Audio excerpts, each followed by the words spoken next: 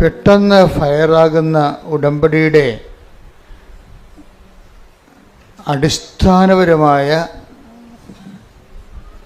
ഒരു ബിഹേവിയറുണ്ട്.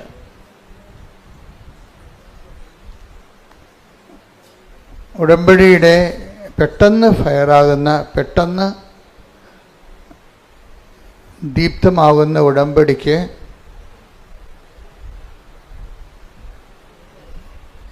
അതിൻ്റെ ആധാരത്തിൽ ഒരു ബേസിക് ആയിട്ടുള്ള ബിഹേവിയറുണ്ട്. ബിഹേവിയർ എന്ന് പറയുന്നത് എന്താണ്? പെരുമാറ്റം.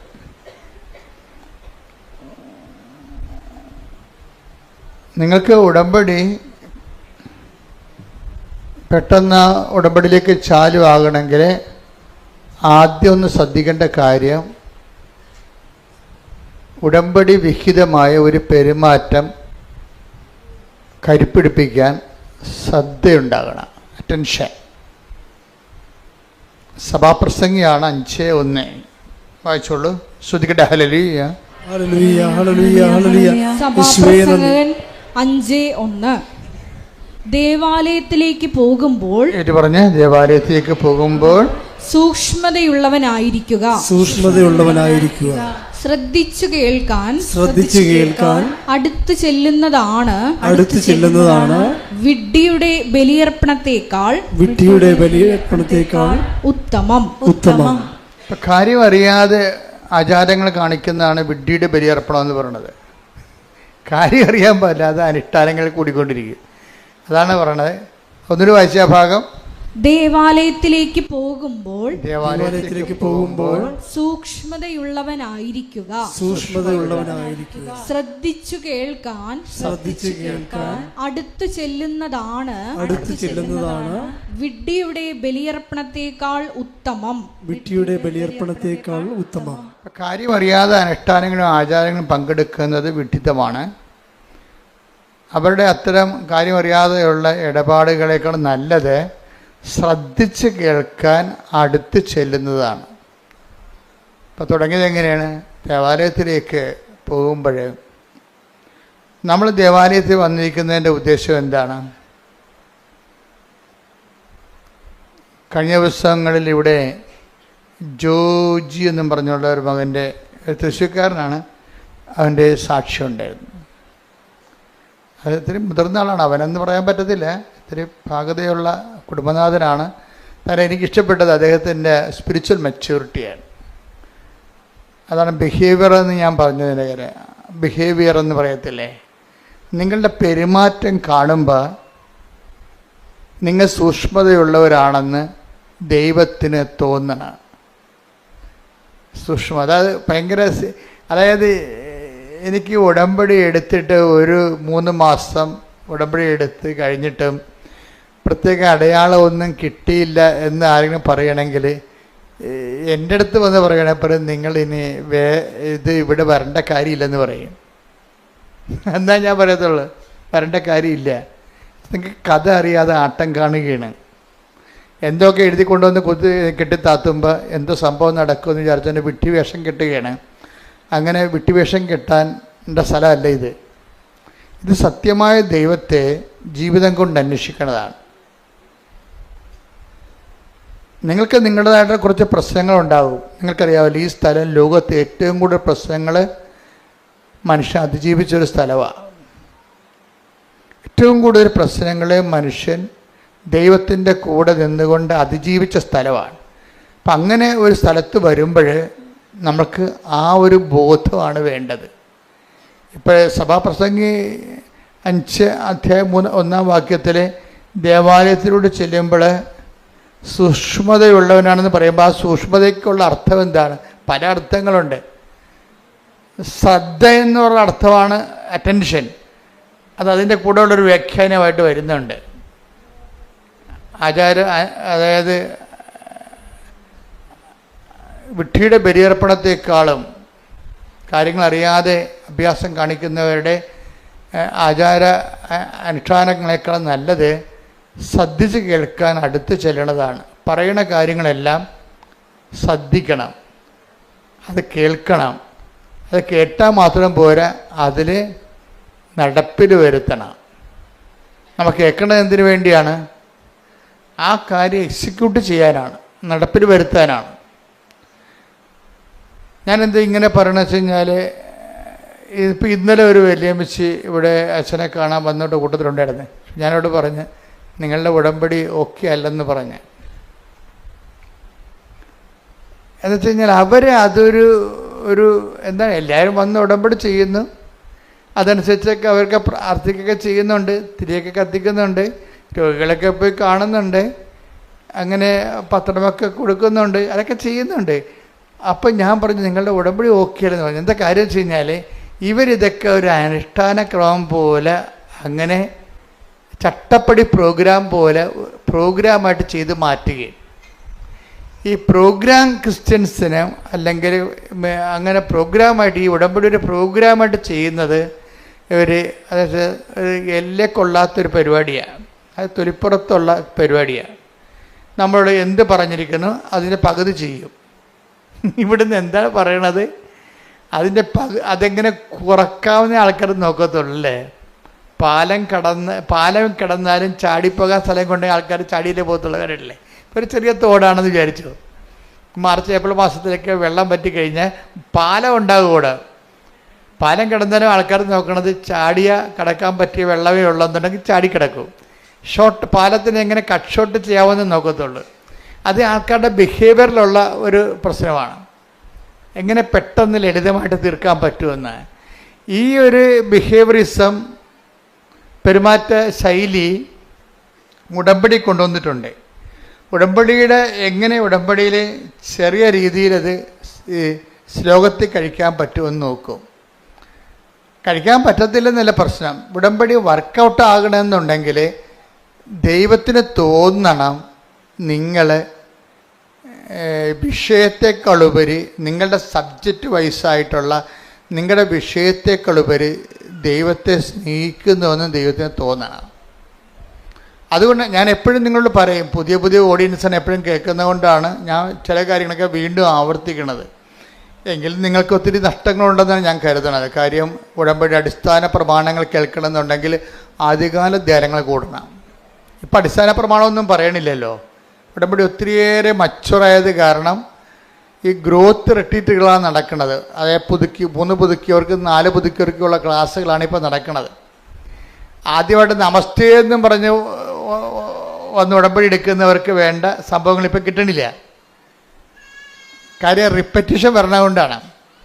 അതിപ്പോൾ നിങ്ങൾ പുതിയ ആൾക്കാർ എന്താ ചെയ്യേണ്ടത്? പുതിയ ആൾക്കാർ പഴയ ധ്യാനങ്ങൾ കൂടണം.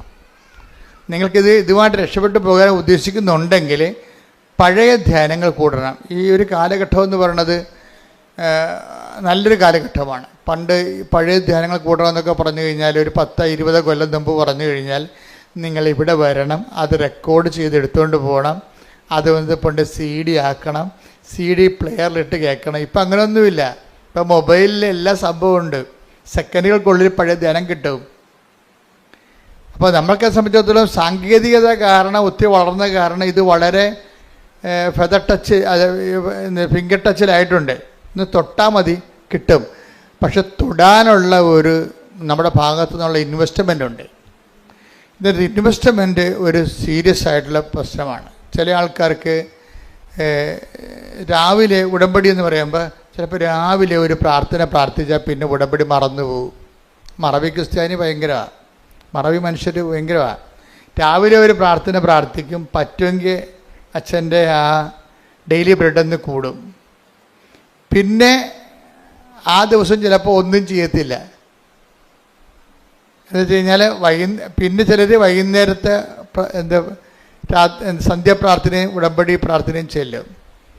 ഇതിൻ്റെ ഇടയ്ക്ക് ബാക്കി ഈ ഉടമ്പടി ഒരു ജീവിത രീതി ആയത് കാരണം ഈ പകലാണിത് ഉടമ്പടി മുഴുവനും ഉടമ്പടി ഒരു ജീവിതമാണ്. അപ്പം നമ്മുടെ റിസ്ക് എന്ന് പറയുന്നത് ദൈവത്തെ ബോധ്യപ്പെടുത്തണം. എന്താണ്? എൻ്റെ മക്കൾ കേൾക്കുന്നുണ്ട്, അച്ഛൻ പറഞ്ഞു സീരിയസ് ആയിട്ടുള്ള കാര്യമാണ് ഞാൻ പറയണത്. നിങ്ങൾ ഒത്തിരി കാര്യം എഴുതിയിടണമല്ല പ്രശ്നം, എഴുതിയിടേണ്ട ഇരട്ടി നടക്കും. പക്ഷേ നിങ്ങൾ ആ ഉടമ്പടിയുടെ കാര്യത്തിൽ എനിക്ക് മനസ്സിലായത് ഇതിൻ്റെ ഏറ്റവും വലിയ റിസ്ക് എന്താണെന്നറിയാവോ? ഉടമ്പടിയുടെ ഏറ്റവും റിസ്ക് എന്ന് പറഞ്ഞാൽ എന്താണ്? ഏറ്റവും സീരിയസ് ആയിട്ടുള്ള പ്രശ്നം ഉടമ്പടിയിലാണ്. ഒന്ന്, നമ്മൾ ഉടമ്പടിയിലാണെന്ന് നമ്മളെ തന്നെ ആദ്യം ഒന്ന് ബോധ്യപ്പെടുത്തിയെടുക്കണം. അത് വലിയ പാടാണ്. രണ്ടാമത്, ഉടമ്പടിയിലാണെന്നുള്ള ദൈവത്തെ ബോധ്യപ്പെടുത്തിയെടുക്കണം. അത് കുറച്ചുകൂടി എളുപ്പമാണ്. അച്ഛൻ പറഞ്ഞ മനസ്സിലായില്ലേ? ഒന്നാമത്തെ എന്താണ്? നമ്മൾ ഉടമ്പടിയിലാണെന്ന് നമ്മളെ ബോധ്യപ്പെടുത്തിയെടുക്കണം. അത് പാടാണ് ശരിക്കും. കാര്യം നമ്മൾ ഈ പ്രത്യക്ഷ പ്രാർത്ഥന രാവിലെയുള്ള കഴിഞ്ഞാൽ പിന്നീട് നമ്മൾ പല രീതിയിൽ കെയർലെസ് ആയിട്ടൊക്കെ മൂവ് ചെയ്യുകയും അതിന് നമ്മൾ പലതരത്തിലുള്ള സ്വഭാവമുള്ള ആൾക്കാരുമായിട്ടല്ല ഇൻട്രാക്ട് ചെയ്യണത്. അപ്പം ചിലപ്പോൾ അവൻ തന്തയ്ക്ക് വിളിക്കുമ്പോൾ നമുക്ക് അവൻ്റെ തള്ളക്ക് വിളിക്കാൻ തോന്നും. അതൊക്കെ ഉള്ളത് ഇതിൻ്റെ അകത്ത് ഉള്ളൂ ഒരു. അപ്പോൾ ഇയൊക്കെ കോൺഷ്യസ് അല്ലേ, അയാൾ ഉടമ്പടിയിലാണെന്നുള്ളവൻ ഇത് ബോധമല്ല. മനസ്സിലായില്ലേ? അതാണ് എൻ്റെ വിഷയം. പണ്ട് ഇപ്പം നമ്മൾ കള്ളത്തരം പറഞ്ഞ് ജയിക്കുമായിരുന്നു ചിലയിടത്തൊക്കെ. ഈ അപ്പം ലേഡീസിന് ഭയങ്കര അപകടമാണ്. ലേഡീസിനുള്ള പ്രശ്നം വെച്ച് കഴിഞ്ഞാൽ, ഞാൻ ഇത്രയും നാൾ നിങ്ങൾ ലേഡീസാണെന്ന് പറഞ്ഞു കഴിഞ്ഞാൽ അച്ഛൻ അങ്ങനെ കുറ്റപ്പെടുത്തുന്ന പറയരുത്. പക്ഷെ നിങ്ങളുടെ രക്തത്തിലുള്ള സാധനം എന്നില്ല ഒരു സാധനം പുരുഷന്മാർക്കും ഉണ്ടത്, പക്ഷെ ലേഡീസിന് കൂടുതലാണ്. നിങ്ങൾ നിങ്ങളുടെ ഭാഗം കറക്റ്റാണെന്ന് പറയാൻ വേണ്ടി കള്ളത്തരങ്ങൾ പറയും നിങ്ങൾ. എന്നിട്ട് നിങ്ങൾ പറഞ്ഞ് ജയിക്കാൻ വേണ്ടി തരികിട കാര്യങ്ങൾ പറയും. അപ്പം നിങ്ങൾ ഉടമ്പടി ബ്രേക്കായില്ലേ? അപ്പം തന്നെ നിങ്ങൾ പറയുന്ന കാര്യങ്ങൾ, ഇപ്പം നിങ്ങൾ നാത്തൂനുമായിട്ട് ഒരു വഴക്ക് ഒരു സംസാരം ഉണ്ടായി, ഇത് നിങ്ങൾ സ്റ്റാൻഡ് എടുത്ത് അപ്പം മറ്റുള്ളവർ കൂടെ നിൽപ്പുണ്ടെങ്കിൽ ആ നിങ്ങളുടെ സ്റ്റാൻഡ് പൊട്ടയാണെന്ന് കാണുകയാണെങ്കിൽ അവർ നിങ്ങൾക്ക് ഷെയിമായത് കാരണം നിങ്ങൾ കള്ളത്തരങ്ങൾ പറയും. കള്ളത്തരങ്ങൾ പറഞ്ഞ് പൊലിപ്പിച്ച് പറയും, പെരുപ്പിച്ച് പറയും, സത്യവിരുദ്ധമാക്കും. കാര്യം ഒരു വിഷയത്തിൻ്റെ സത്യമുണ്ട്, പിന്നെ ആ സത്യത്തിൻ്റെ പൊലിവ് രൂപങ്ങളുണ്ട്. സത്യത്തിൻ്റെ പൊലിപ്പിച്ച രൂപങ്ങൾ വെച്ച് കഴിഞ്ഞാൽ അതിങ്ങനെ വെച്ച് കെട്ടി പറയും. ഏച്ച് കെട്ടിക്കഴിഞ്ഞാൽ മുഴച്ചിരിക്കും. അപ്പോൾ എപ്പോഴും ഇതിൻ്റെ അകത്ത് വരുന്ന വിഷയം സത്യത്തിൻ്റെ പൊലിവ് രൂപങ്ങൾ, അത് നുണയാണ് ശരിക്കും പറഞ്ഞാൽ. മനസ്സിലായില്ലേ? ഇല്ലാത്ത കാര്യം നമ്മുടെ സ്റ്റാൻഡ് ക്ലിയർ ചെയ്യാൻ വേണ്ടി ഉണ്ടാക്കി വലിപ്പത്തിൽ പറയും. അതെല്ലാം ലേഡീസിന് കുറേ പ്രശ്നങ്ങളുള്ളതാണ് ഇതിൻ്റെ അകത്ത്. നമ്മളറിയാതെ പോവുകയാണ് ശരിക്കും പറഞ്ഞാൽ. നമ്മളിങ്ങനെ ചെയ്യുമ്പോൾ തന്നെ സത്യം ബ്രേക്ക് ഡൗൺ ആകുന്നുണ്ടെന്നും അപ്പോൾ നമ്മൾ ഉടമ്പടി ബ്രേക്ക് ചെയ്യുന്നതോടെ നമുക്കറിയത്തില്ല. അപ്പം അതുകൊണ്ട് ആദ്യത്തെ റിസ്ക് എന്ന് പറഞ്ഞാൽ എന്താണ്? നമ്മൾ ഉടമ്പടിയിലാണെന്ന് നമ്മളെ തന്നെ ബോധ്യപ്പെടുത്തി എടുക്കുന്നതാണ് ആദ്യത്തെ റിസ്ക്. അത് ഒരു നല്ല പരിശീലനത്തിലൂടെ ഉണ്ടാകത്തുള്ളൂ. നല്ല പരിശീലനത്തിലൂടെ, അതായത് ഉടമ്പടി ഒരു ബോധമാണ് ശരിക്കും ആദ്യമേ. അതുകൊണ്ടാണ് സഭാപ്രസംഗി 5:1 പറഞ്ഞത് എന്താണ്? ദേവാലയത്തിലേക്ക് ചെല്ലുമ്പോൾ പറഞ്ഞ് ദേവാലയത്തിലേക്ക് ചെല്ലുമ്പോൾ നീ സൂക്ഷ്മതയുള്ളവനാവുക. അതൊരു ബോധമാണ്, കോൺഷ്യസ് ആണ്. ഇപ്പം പുതിയ ഉടമ്പടിക്കാരായാലും പുതുക്കിയ ഉടമ്പടിക്കാരായാലും എപ്പോഴും ഒരു കോൺഷ്യസ് ഫോം ചെയ്യണം. ഈ കോൺഷ്യസ് ഫോം ചെയ്യാൻ വേണ്ടിയാണ് ഉടമ്പടി കാശുരൂപം നെഞ്ചത്ത് കെട്ടി തന്നിരിക്കുന്നത്. പിടികിട്ടിയ? ഇനി കുറേ നേർച്ച വസ്തുക്കളുണ്ട് ഇതിൻ്റെ അകത്ത്. ഈ നേർച്ച വസ്തുക്കളുടെ എല്ലാ ഉപയോഗവും ഇതിലെ ഒരു കാരണം നിങ്ങൾ ഉടമ്പടിയിലാണെന്നുള്ള കാര്യം നിങ്ങളെ തന്നെ ബോധ്യപ്പെടുത്തിയെടുക്കേണ്ടതാണ്. അത് വിശ്വാസ പ്രയോഗത്തിനുള്ളതാണ് എല്ലാം. ഈ സംഭവങ്ങളെല്ലാം വളരെ ചിട്ടയായിട്ടും അടുക്കായിട്ടും ഭംഗിയായിട്ടും ചെയ്യുന്ന ഒത്തിരി പേരുണ്ട്. അവരുടെ സാക്ഷ്യങ്ങൾ കേൾക്കുമ്പോൾ നമ്മൾ ഞെട്ടുന്നതിൻ്റെ കാര്യം അതാ. കാര്യം ഉടമ്പടിയെ സംബന്ധിച്ചിടത്തോളം ഞാൻ എപ്പോഴും പറയും പക്കാ ഫോർമുലയാണെന്ന് പറയും. അതെന്താ? ഞാൻ അച്ഛനായിട്ട് 40 കൊല്ലമായല്ലോ. ഇത്രയും നാൾ പഠിക്കണ കാലത്ത് കൃത്യമായിട്ട് 10 കൊല്ലം കൃത്യമായിട്ട് പഠിച്ചിട്ടുണ്ട്. ഇന്നും പഠനം ഞാൻ നിർത്തിയിട്ടില്ല. ഒരു കാലത്തും ഞാൻ പഠനം നിർത്തിയിട്ടില്ല. എൻ്റെ മുറി മുഴുവൻ ബുക്കുകളാണ്. ലൈബ്രറി വേറെ ഉണ്ടാക്കി വെച്ചിട്ടുണ്ട് ഇവിടെ. എന്നിട്ട് ആയിരക്കണക്കിന് രൂപയുടെ പുസ്തകങ്ങൾ എല്ലാ കൊല്ലവും മേടിച്ചു കൂട്ടുകയും ചെയ്യും. പുതിയ പുതിയ കാര്യങ്ങൾ വരുമ്പോഴും പഠനങ്ങൾ വരുമ്പോഴും അതെല്ലാം ശ്രദ്ധിക്കുകയും അപ്ഡേഷൻ നടത്തുകയും ചെയ്യും. അതിങ്ങനെ മുഴുവൻ നിങ്ങൾക്കിങ്ങനെ കൊട്ടതങ്ങ പോലെ ഞാൻ എഴുതി പൂളി തരത്തില്ല. അതിനെ അസിമുലേറ്റ് ചെയ്തിട്ട് അതിൻ്റെ സത്യാവശങ്ങൾ പരിശോധിക്കും. അപ്പോൾ ഒരു നിരന്തര പഠനത്തിലാണ്. ഈ ഒരു തീഷ്ണത നിങ്ങളുടെ ഭാഗത്തുനിന്ന് ഉണ്ടാകണം. ഉടമ്പടിയിലൂടെ നിങ്ങൾ ജീവിക്കുകയും പഠിക്കുകയും ചെയ്യാൻ. നിങ്ങളെ പലരും എടുക്കുന്നത് ഡിസ്പോസിബിൾ ഉടമ്പടിയാണ് എടുക്കുന്നത്. ഡിസ്പോസിബിൾ ഉടമ്പടി, ഡിസ്പോസിബിൾ എന്ന് പറഞ്ഞാൽ ഡിസ്പോസിബിൾ ഗ്ലാസ് ഇല്ലേ, ഇപ്പം നിരോധിച്ചിട്ടുണ്ട് ഗവൺമെൻറ് അല്ലേ, ഇപ്പം നിരോധിച്ച ഡിസ്പോസിബിൾ ഗ്ലാസ്. അത് കാപ്പി കുടിച്ചിട്ട് ഗ്ലാസ് എടുത്ത് എറിഞ്ഞ് ഡിസ്പോസ് ചെയ്ത് കളയും. അത് പല ആൾക്കാരും വഴിയിലാണ് കളയുന്നത്. ഇതുപോലെ തന്നെ ഡിസ്പോസിബിൾ ഉടമ്പടി എടുത്തിട്ടുണ്ട് കുറേ ആൾക്കാർ. എന്ന് വെച്ച് കഴിഞ്ഞാൽ അതിൻ്റെ അകത്ത് നിങ്ങളുടെ IELTS മറ്റേ PR മാത്രം എടുത്തിട്ട് ഉടമ്പടി കളയും. ഡിസ്പോസിബിൾ ഉടമ്പടി പുതിയ അങ്ങനെ കുറേ അവതാരങ്ങളുണ്ട്. ഭയങ്കര മുതലുകളല്ല വന്നത്, ഉടമ്പടിക്കാൻ വന്നതല്ലേ. എന്നുവെച്ചാൽ ഡിസ്പോസിബിൾ ഉടമ്പടി എന്ന് വെച്ച് കഴിഞ്ഞാൽ അവർക്ക് ആവശ്യമായ അവിടെ ഇപ്പം പരീക്ഷ റിസൾട്ട് വരാൻ പോകുന്നു, റിസൾട്ട് വന്നു കഴിഞ്ഞു, ശരി അവർക്ക് റാങ്ക് കിട്ടി, യേശുവേ സ്തോത്രം, യേശുവേ നന്ദി, ബാക്കി ഉടമ്പടി കളയും. ആ റിസൾട്ട് മാത്രം എടുക്കും. ചായ കുടിച്ചൊരു ഗ്ലാസ് കളയും. അതിനാണ് ഡിസ്പോസിബിൾ ഉടമ്പടി എന്നും. ഇതിൻ്റെ വിഷയമെന്ന് പറയണത് ഉടമ്പടി ഡിസ്പോസ് ചെയ്യാൻ പറ്റത്തില്ല. കാര്യം എന്താണ്? നിങ്ങൾ ഡിസ്പോസ് ചെയ്താലും കടമായിട്ട് നിൽക്കും. അത് കാര്യം എന്താണ്? ഉടമ്പടി ചെയ്യണത് മാറ്റമില്ലാത്ത ഒരാളുമായിട്ടാണ് ഉടമ്പടി ചെയ്യണത്. അപ്പനും അമ്മയാണെന്ന് പറഞ്ഞാലും മരിക്കുമ്പോൾ തീരും, ഇത് തീരത്തില്ല.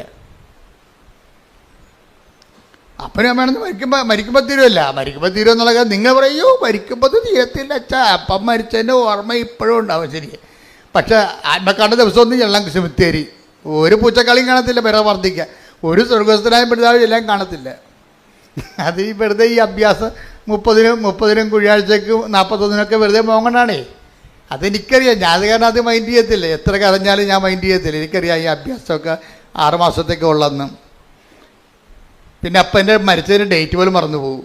ഇപ്പം വിളിച്ചു വെച്ചാൽ അത് ഓരോരുത്തരും വിളിച്ചു, എൻ്റെ അപ്പൻ എന്നാ മരിച്ചു വെച്ചാൽ ആ ഡേറ്റ് അത് ഏത് വർഷമാണ് മരിച്ചത് അറിയാൻ പോലെ. പക്ഷെ അങ്ങനെ ഒരു ഡിസ്പോസിബിൾ ആളുമായിട്ടും അല്ല. അപ്പം വരെ ഇപ്പം ഡിസ്പോസിബിൾ ആണെന്ന് മനസ്സിലായില്ലേ, കളഞ്ഞു, ഓർമ്മ പോലും പോയി, മരിച്ചത് എന്നാന്ന് പോലും അറിയാൻ പറ്റില്ല. അങ്ങനെ ഒരാളുമായിട്ടല്ല നമ്മൾ ഉടമ്പടി എടുത്തിരിക്കുന്നത്. അതുകൊണ്ടാണ് മാറ്റമില്ല എന്ന് ഈശോ ഇടയ്ക്കിടയ്ക്ക് പറഞ്ഞുകൊണ്ടിരിക്കും. ആകാശവും ഭൂമിയും കടന്നു പോട്ടെ, സ്തുതിക്കട്ടെ. ഹല്ലേലൂയ, ഹല്ലേലൂയ, ഹല്ലേലൂയ, ഹല്ലേലൂയ. യേശുവേ നന്ദി, ഹല്ലേലൂയ. പരിശുദ്ധ പരമ ദിവ്യകാരുണ്യത്തിന് ആരാധനയും സ്തുതിയും പുകഴ്ചയും ഉണ്ടായിരിക്കട്ടെ. മത്തായി 24:35. ആകാശവും ഭൂമിയും കടന്നു പോകും. ആകാശവും ഏറ്റു പറഞ്ഞ് ആകാശവും ഭൂമിയും കടന്നു പോകും. എന്നാൽ എന്റെ വചനങ്ങൾ കടന്നു പോവുകയില്ല.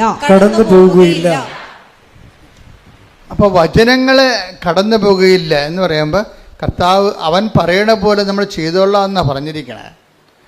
എപ്പോഴും മനസ്സിലാക്കേണ്ട ഒരു വിഷയം എന്ന് വെച്ച് കഴിഞ്ഞാൽ കർത്താവിൻ്റെ മാറ്റമില്ലാത്തവനുമായിട്ടാണ് നമ്മൾ ഉടമ്പടി എടുത്തിരിക്കുന്നത്. അപ്പോൾ നമ്മുടെ വിഷയങ്ങൾ മാറിയാലും ഉടമ്പടി ജീവിതത്തിന് പിന്നെയും നിലനിൽപ്പും പ്രസക്തിയും ഉണ്ട്. ദൈവത്തോടാണ് നമ്മൾ ഉടമ്പടി ചെയ്തിരിക്കണം എന്നുള്ളൊരു ബോധമാണ്. ഈ ദേവാലയത്തിലേക്ക് പോകുമ്പോൾ സൂക്ഷ്മതയുള്ളവനാകണമെന്ന് പറയുമ്പോൾ ആ സൂക്ഷ്മത എന്ന് പറയണത് ഒരു ബോധമാണ്. എന്താണ് ബോധം? അതിൽ ഒന്നാമത്തെ ബോധം എന്താണ്? ഞാൻ ദൈവത്തോടാണ് ഉടമ്പടി എടുത്തിരിക്കുന്നത്. അത് ഡിസ്പോസിബിൾ അല്ല, ഇത് എന്നെ പറഞ്ഞ് പഠിപ്പിക്കണം തന്നെത്താൻ. അതാണ് പറയണത് ഉടമ്പടി എന്ന് പറയണത്. എൻ്റെ റിസ്കിൽ ഒന്നാമത്തെ കാര്യം എന്താണ്? ഞാൻ ഉടമ്പടിയിലാണെന്ന് തന്നെ പറഞ്ഞ് പഠിപ്പിക്കുന്നതാണ് എൻ്റെ ഒന്നാമത്തെ റിസ്ക്. ഒന്ന് പറഞ്ഞേ, ഞാൻ ഉടമ്പടിയിലാണെന്നൊന്ന് ആവർത്തിച്ച് പറഞ്ഞേ. ഞാൻ ഉടമ്പടിയിലാണ്, ഞാൻ ഉടമ്പടിയിലാണ്, ഞാൻ ഉടമ്പടിയിലാണ്, ഞാൻ ഉടമ്പടിയിലാണ്. Okay, praise the lord. Praise the lord. അപ്പോൾ ഇത് ഇടയ്ക്ക് എല്ലാ ദിവസവും ഒന്ന് പറയണത് നല്ലതായിരിക്കും കേട്ടോ. പ്രത്യേകിച്ച് നിങ്ങൾ കാത്തലിക്സ് കുമ്പസാരിക്കുമ്പോൾ എവിടെയാണ് ഈ ഉടമ്പടി ദിവസങ്ങളിൽ കാര്യം ഒരു അവിശുദ്ധമായൊരു വ്യക്തിയുമായിട്ട് ദൈവത്തിന് ഉടമ്പടി നിലനിൽക്കാൻ പാടായിരിക്കും. മനസ്സിലായില്ലേ? അതുകൊണ്ടാണ് എബ്രാഹത്തിനോട് പറഞ്ഞത്. എന്താണ് എബ്രാഹത്തിനോട് എന്താ ദൈവം പറഞ്ഞത്?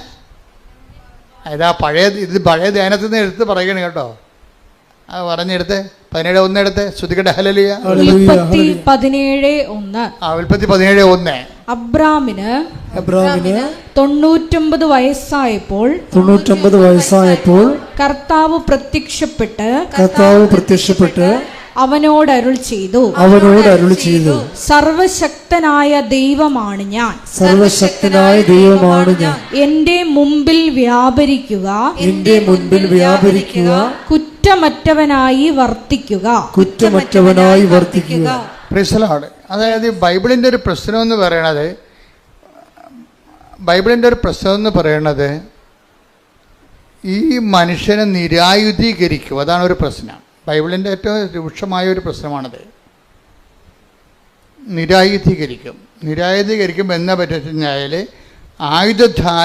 ആയുധം കൊണ്ടുള്ള കളികളെല്ലാം ദൈവത്തിൻ്റെ ഭാഗത്തേക്ക് നമുക്ക് കൈമാറും. ഇത് അറിഞ്ഞിട്ട് വേണം ബൈബിളുമായിട്ട് ജീവിക്കാൻ തുടങ്ങാൻ. എന്ന് വെച്ച് കഴിഞ്ഞാൽ ചില സമയത്ത് ആയുധം വെച്ചുള്ള കളികളുണ്ടാവില്ലേ ജീവിതത്തിലൊക്കെ, അതിർത്തി തർക്കം, അടിപിടി, ആക്രമണങ്ങളൊക്കെ ഉണ്ടായത്. ഇങ്ങനെയുള്ള ചില ബലപരീക്ഷണങ്ങളൊക്കെ ജീവിതത്തിൽ വരും. ഇപ്പം ഞങ്ങളൊക്കെ ഇവിടം വരെ ഈ ശുശ്രൂഷ വരെ എത്തുമ്പോൾ എന്താ, ഇതിനുള്ളിൽ ബലപരീക്ഷണങ്ങളുടെ ഒത്തിരിയേറെ ചാൻസുകളുണ്ടാവും. നമ്മളെന്നാ ചെയ്യും? ഈ ബലപരീക്ഷണങ്ങളെ നാട്ടുകാരെപ്പോലെ കിടന്നുകൊണ്ട് ബഹളം ഉണ്ടാക്കാനോ അടിപിടി ഉണ്ടാക്കാനോ നിൽക്കുക ഇല്ല. ആ ഫയല് മാതാവ് വഴി ഈശോയ്ക്ക് അങ്ങോട്ട് കൈമാറും. ഞങ്ങൾക്കറിയാം ഇതൊക്കെ ഒപ്പിടുമെന്ന്. കാര്യം ഇവരെ ഏൽപ്പിച്ചിരിക്കുന്നത് ഈ ബലപരീക്ഷണത്തിനാണ്. സാത്താൻ്റെ തല തകർക്കാൻ വേണ്ടി ദൈവം സൃഷ്ടിച്ച സംഭവമാണ്. പക്ഷേ എന്താ പ്രശ്നം, നിങ്ങൾക്ക് അമ്മാത്തിൽ നിന്ന് ഇറങ്ങുകയും ചെയ്ത് വാര്യത്ത് എത്തിയില്ലെന്നുള്ള അവസ്ഥയാണ് പലരുടെ. അതിപ്പോൾ ഒരു പഴഞ്ചൊല്ലാണ്. അമ്മയുടെ വീട്ടിൽ നിന്ന് പഠിക്കുകയായിരുന്നു, അവിടെ നിന്ന് ഇറങ്ങി വാര്യത്ത് അപ്പൻ്റെ വീട്ടിൽ എത്തിയില്ല, നടക്കു നിൽക്കുകയാണ്. ലോകത്തു നിന്നൊക്കെ പോന്ന്, പക്ഷെ ദൈവത്തിൻ്റെ അടുത്ത് എത്തിയില്ല. ഇവിടെ ചില ആൾക്കാരുടെ പ്രശ്നം അതാണ്. ലോകത്തുനിന്ന് പോന്ന്. ഇതിൻ്റെ അകത്ത് വരുന്ന വിഷയം എന്ന് പറയണത് ഇങ്ങനെ നടുക്കം നിർത്തി അവിടെ ദൈവവും ഇല്ല പിശാചും ഇല്ലാത്തൊരവസ്ഥ വരും. അങ്ങനെ നമുക്ക് ഉടമ്പടി മുന്നോട്ട് പോകാൻ പറ്റത്തില്ല. ഉടമ്പടിയെ സംബന്ധിച്ചിടത്തോളം നമ്മളൊരു ഉടമ്പടി എപ്പോഴും ഒരു നിലപാട് ജീവിതമാണ്. ദൈവത്തിൻ്റെ കൂടെയാണെങ്കിൽ ദൈവത്തിൻ്റെ കൂടെ തന്നെ. അപ്പം നമ്മളെന്താണ് ചെയ്യേണ്ടത്? നമ്മളെപ്പോഴും വിജിലൻ്റ് ആയിരിക്കും. എന്താണ്? ഞങ്ങളെ പ്രലോഭനത്തിൽ ഉൾപ്പെടുത്തരുത്, പണിയുണ്ടാക്കരുത് എന്നതിൻ്റെ അർത്ഥം.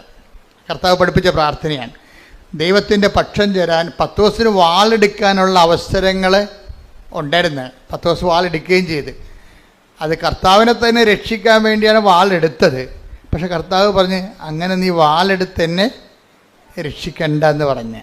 അതാണ് സംഭവം. ഇപ്പം വാൾ ഉറയിലിട്ടിട്ട് അവൻ മാറി നിന്ന് അത് പറഞ്ഞ് ഇപ്പം പിതാവിൻ്റെ സമയമാണ് എന്ന് പറയും. ഇപ്പം നീ എന്നെ ഇങ്ങനെ രക്ഷിച്ചിട്ടും വലിയ കാര്യമില്ല, ഇപ്പം ഇത് ക്ലേശങ്ങളുടെ സമയമാണ്. അപ്പോൾ ഈശോ എന്താ പ്രാർത്ഥിക്കണത്? പിതാവേ, അങ്ങേ പുത്രനെ മഹത്വപ്പെടുത്തണമേ. അതാണ് വിഷയം. അതിനെല്ലാം സമീപനങ്ങളുണ്ട്. സുവിശേഷം കരുത്താർന്നൊരു സമീപനമാണ്. നമ്മളെ വിശുദ്ധിയോടെ തുടരുകയും ചെയ്യണം, അതേസമയം തന്നെ പ്രലോഭനങ്ങളെ അതിജീവിക്കണം. അതേസമയം നമുക്കെതിരെ വരുന്ന ബലപരീക്ഷണങ്ങൾക്ക് ദൈവത്തെ കക്ഷി ചേർക്കുകയും ചെയ്യണം. വളരെ തന്ത്രപരമായൊരു ജീവിതമാണിത്. തന്ത്രപരമായ ജീവിതമാണ്. അത് യേശു ജീവിച്ച് തീർത്ത ഒരു ജീവിതമാണ്. ജീവിതം. ഇതിൽ നമുക്ക് മൊത്തം അനുകരിക്കാൻ പറ്റുമോ എന്ന് ചോദിച്ചു കഴിഞ്ഞാൽ നമുക്ക് ഓരോ മനുഷ്യനും അതിൻ്റെതായിട്ടുള്ള പരിമിതികളുണ്ടെങ്കിലും നമ്മുടെ ഭാഗത്തുനിന്ന് ഒരു സുവിശേഷ വിഹിതമായി ജീവിക്കണം എന്നുള്ള ബോധം ഉണ്ടാകണം. അപ്പം അങ്ങനെ നീ സുവിശേഷ വിഹിതമായി ജീവിക്കണം എന്ന് ഇപ്പം നിൻ്റെ ഉടമ്പടിയിലെ ഉദ്ദേശം നിൻ്റെ കടങ്ങൾ മാറണമെന്നല്ലേ, അല്ലെങ്കിൽ കച്ചവടം നടക്കണമെന്നാണ് ഉദ്ദേശം, അല്ലെങ്കിൽ കടങ്ങൾ മാറണം. ഇപ്പം ഈ ജോർജിയുടെ സാക്ഷി എന്താണെന്നറിയാവോ? ജോർജിയുടെ ഒന്നാമത്തെ വിഷയം എന്ന് വെച്ചാൽ ജോർജി ഒരു ഹോൾസെയിൽ കട നടത്തിക്കൊണ്ടിരിക്കുകയാണ്, വാടക നടത്തിക്കൊണ്ടിരിക്കുകയാണ്. 15 ലക്ഷം രൂപയുടെ സാധനം അതിൻ്റെ അകത്തുണ്ട്. 15 ലക്ഷം രൂപയുടെ സാധനം അതിൻ്റെ അകത്തുണ്ട്. പക്ഷെ പെട്ടെന്നൊരു പ്രശ്നം ഉണ്ടായി. എന്താ പ്രശ്നം ഉണ്ടായത്? എല്ലാ കടക്കാർക്കും ഉണ്ടായിക്കോണം ആ പ്രശ്നം. കാര്യം കടകളും അതുപോലെയുള്ള വിഷയങ്ങളുമെല്ലാം ലോകത്ത് ഭയങ്കരമായിട്ടുള്ള ഗതിവ്യതിയാനങ്ങൾ ഉണ്ടാകണില്ലേ? ഇപ്പം മലേഷ്യൻ റബ്ബർ ഇവിടെ ഇറക്കുമതി ചെയ്യാൻ ഗവൺമെൻറ് ഒപ്പിട്ട് കൊടുത്ത്. അപ്പോൾ എന്ത് പറ്റി? നാട്ടിലെ റബ്ബറൊക്കെ ഇരിപ്പായി പോയില്ലേ? ഇരിപ്പല്ല, വില കുറഞ്ഞു. അതല്ലേ പ്രശ്നം. ഇപ്പം ഇപ്പം റബ്ബർ കർഷകൻ എന്ത് ചെയ്യാണ്? വെട്ടുകാരുടെ വില കൂടിയപ്പോൾ എന്നാ പറ്റി? ഉടയക്കാരൻ തന്നെ വെട്ടാൻ തുടങ്ങും. വെളുപ്പിന് എഴുന്നേറ്റ് 3 മണിക്ക് പോയി. അല്ലെങ്കിൽ ഒന്നും മുതലാകണില്ലേ? 80 ഷീറ്റിൻ്റെ റബ്ബർ മരങ്ങളുണ്ട്. പക്ഷേ വേറെ ആരെക്കൊണ്ട് വെട്ടിച്ച് കഴിഞ്ഞാൽ ഇതിൽ കിട്ടുന്ന മീതിയും കൊണ്ട് അവൻ പോവും. അപ്പോൾ എന്തു ചെയ്യും? ഉടയക്കാരൻ തന്നെ വെട്ടാൻ തുടങ്ങും. അപ്പോൾ ഇങ്ങനെ ഓരോരോ സമയത്തും നമുക്ക് നമ്മളുടെ തൊഴിലിനും വരുമാനത്തിനുമൊക്കെ പുതിയ വെല്ലുവിളികളുണ്ടാവും. ആ വെല്ലുവിളികളിലെല്ലാം ഉടമ്പടിയിൽ അതിൻ്റെ പ്രൊവിഷൻസ് ഉണ്ട്. എന്താ കാര്യം? ചില വെല്ലുവിളികൾ നമ്മുടെ നിലവിലുള്ള പവർ കൊണ്ട് കൈകാര്യം ചെയ്യാൻ പറ്റാതെ വരും. അത് ഇപ്പോഴല്ല, പണ്ട് മുതലേ ദൈവത്തിന് അറിയാവുന്ന ഒരു ദൈവം അറിഞ്ഞിട്ട് അതിന് സമാധാനം കണ്ടുപിടിച്ചിട്ടുണ്ട്. ചില വെല്ലുവിളികൾ നമ്മളുടെ പവർ കൊണ്ട് തന്നെ നമ്മൾക്ക് അതിനെ പ്രതിരോധിക്കാൻ പറ്റാതെ വരും. അതിനാണ് പറയണത് എന്താണ്? മെരിറ്റ്, നമ്മുടെ മെരിറ്റ്. ചില വെല്ലുവിളികൾ നമ്മുടെ മെരിറ്റ് കൊണ്ട് ചെയ്യാൻ പറ്റാതെ വരും. അതുകൊണ്ടാണ് ബൈബിൾ പുതിയ ഫോർമുല വെച്ചിരിക്കുന്നത്. എന്താണ്? Not by merit but by grace. അതാണ് നമ്മൾ എഫേസ്യസ് 2:8 അതാണ് ഉടമ്പടിയുടെ അടിസ്ഥാന പ്രമാണം. Not by merit but by grace. പിന്നെ എന്താണ് പറയുന്നത്? നമ്മൾ അത് എഫേസ്യസ് 2:8. പിന്നെ നമ്മൾ എന്താ പറയണത്? സക്കറിയ, ഇതിപ്പോൾ ആദ്യകാല ധ്യാനം നോക്കിയാൽ മതി. സക്കറിയ 4:6 എന്താ പറയണത്? സൈന്യത്താലെയല്ല, ശക്തിയാലെയല്ല, കർത്താവിൻ്റെ ആത്മാവിനാൽ. അപ്പം ജീവിതത്തിനെതിരെ വരുന്ന ചില വെല്ലുവിളികൾ നമ്മുടെ ശക്തിയും സൈന്യവും കൊണ്ട്, ആളുകൊണ്ടോ അർത്ഥം കൊണ്ടോ നേരിടാൻ പറ്റത്തില്ല. ഞാൻ ചില സമയത്തൊക്കെ നോക്കുമ്പോഴേ ഈ ചില പെരുമ്പാമ്പൊക്കെ കഴിഞ്ഞ ദിവസങ്ങളിൽ ഞാനൊരു വീഡിയോ എൻ്റെ ശ്രദ്ധയിൽ കണ്ടോ.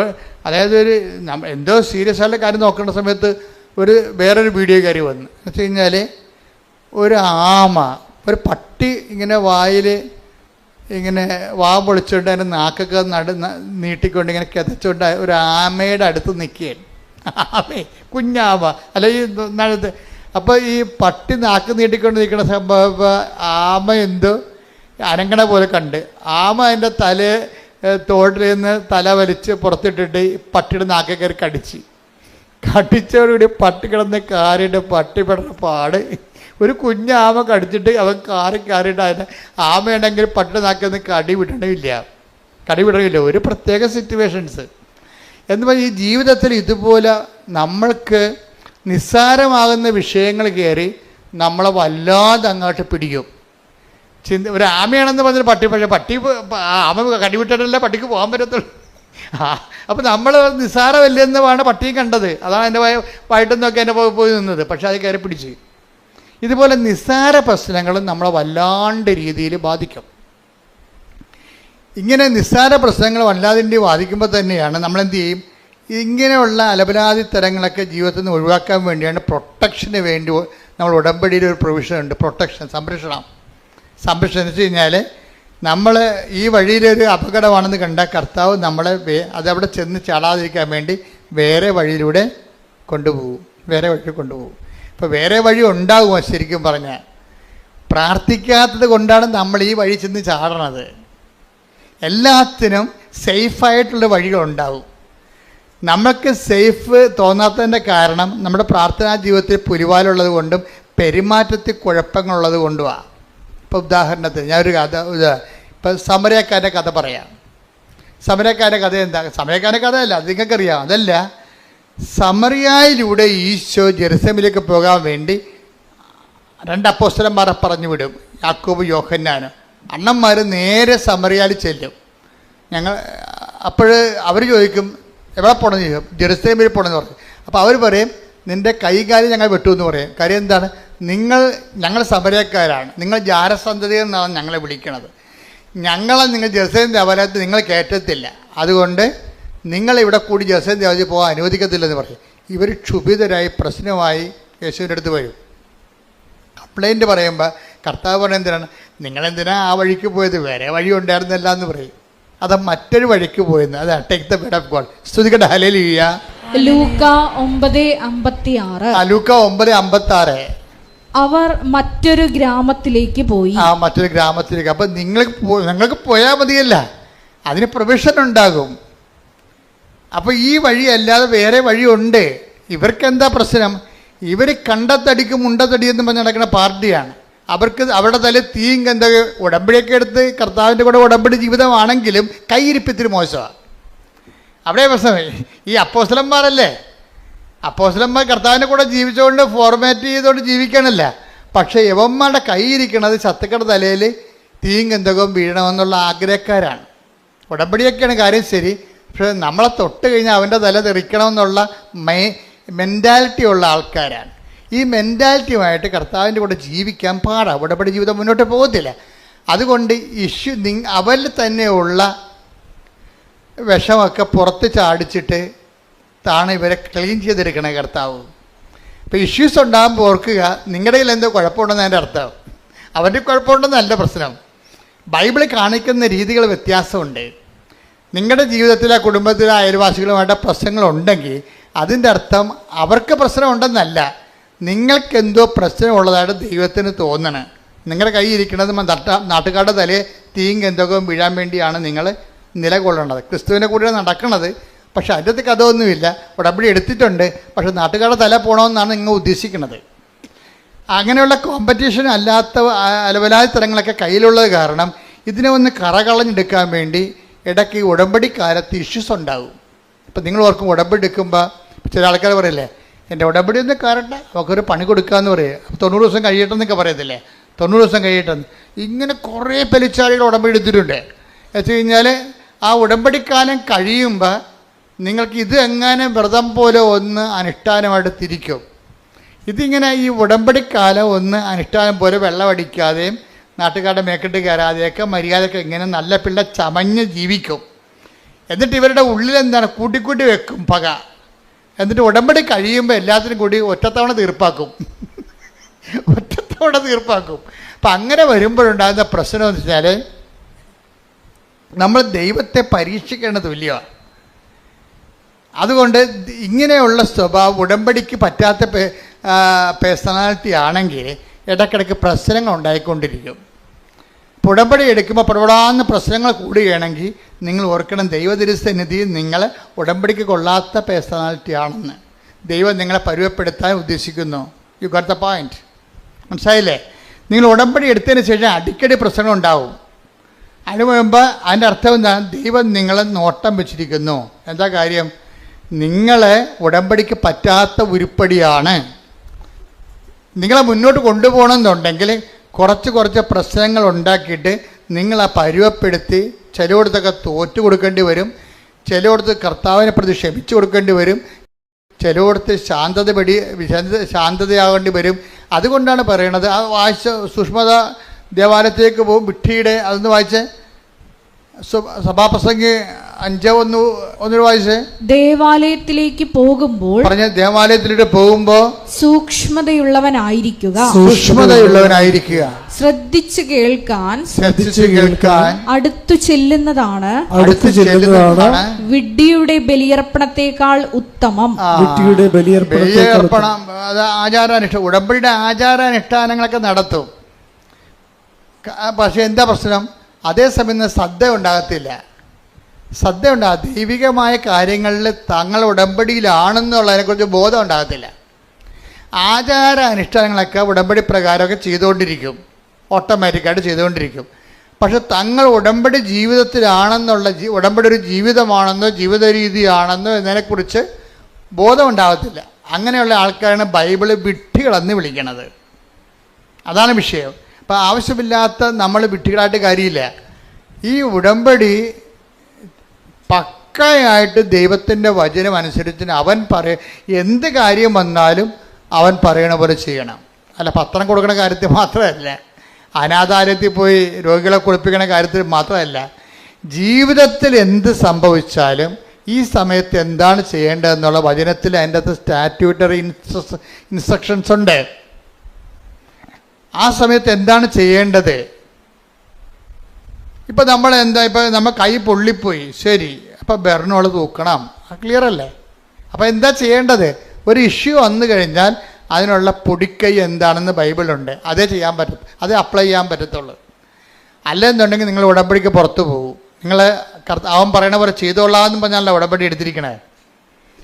അപ്പോൾ അവൻ പറയണ പോലെ ആ വിഷയത്തിന് ചെയ്തില്ല എന്നുണ്ടെങ്കിൽ ഉടമ്പടി ഓട്ടോമാറ്റിക് ബ്രേക്കിംഗ് സംഭവിക്കും. അപ്പോൾ ആരുടെ കുഴപ്പം കൊണ്ടാണ്? നമ്മൾ അതുപോലെ ചെയ്യാത്ത കൊണ്ട്. അപ്പോൾ പൂർണ്ണ ഉടമ്പടി ബ്രേക്കായി കഴിഞ്ഞാൽ കുഴപ്പം എന്താണ്? ഉടമ്പടി എടുത്തതിൻ്റെ മുഴുവൻ ഉത്തരവാദിത്വവും നമ്മുടെ പേരിലേക്ക് വരും. അതാണ് വിഷയം. ഉടമ്പടി എടുത്തിട്ട് ഉഴപ്പിയാൽ ഉടമ്പടി എടുത്തതിൻ്റെ മുഴുവൻ ഉത്തരവാദിത്വം പലിശ കണക്കിൽ നമ്മുടെ പേരിലേക്ക് വരും.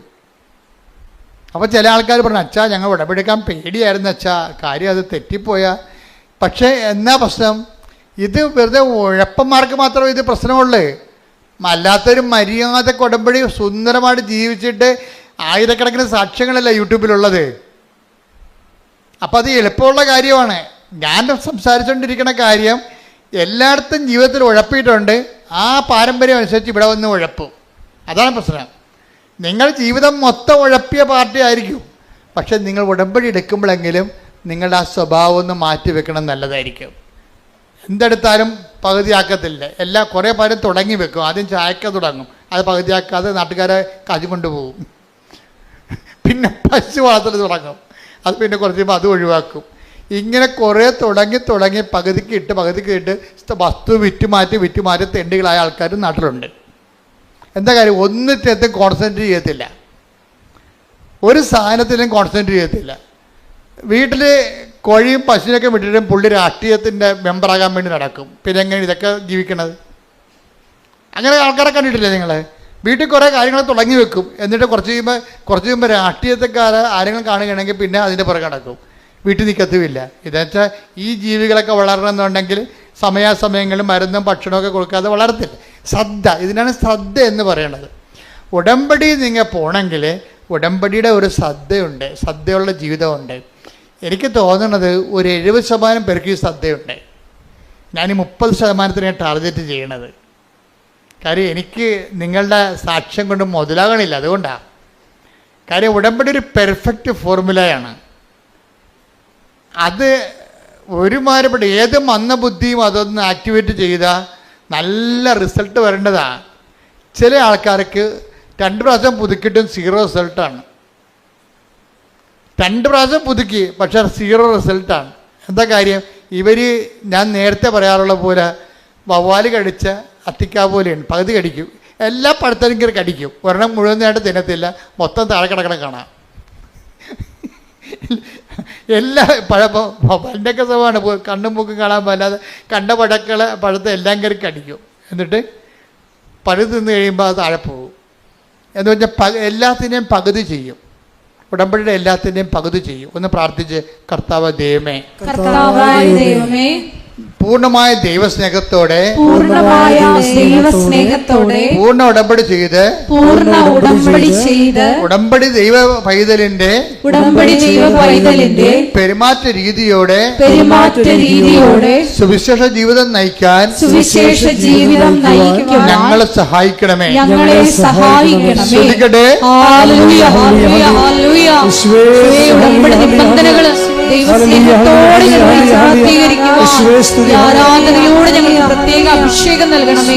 അച്ഛൻ എന്താ പറഞ്ഞതെന്ന് വെച്ച് കഴിഞ്ഞാൽ ഇടയ്ക്കൊന്ന് ഇട്ട് കളയരുത്.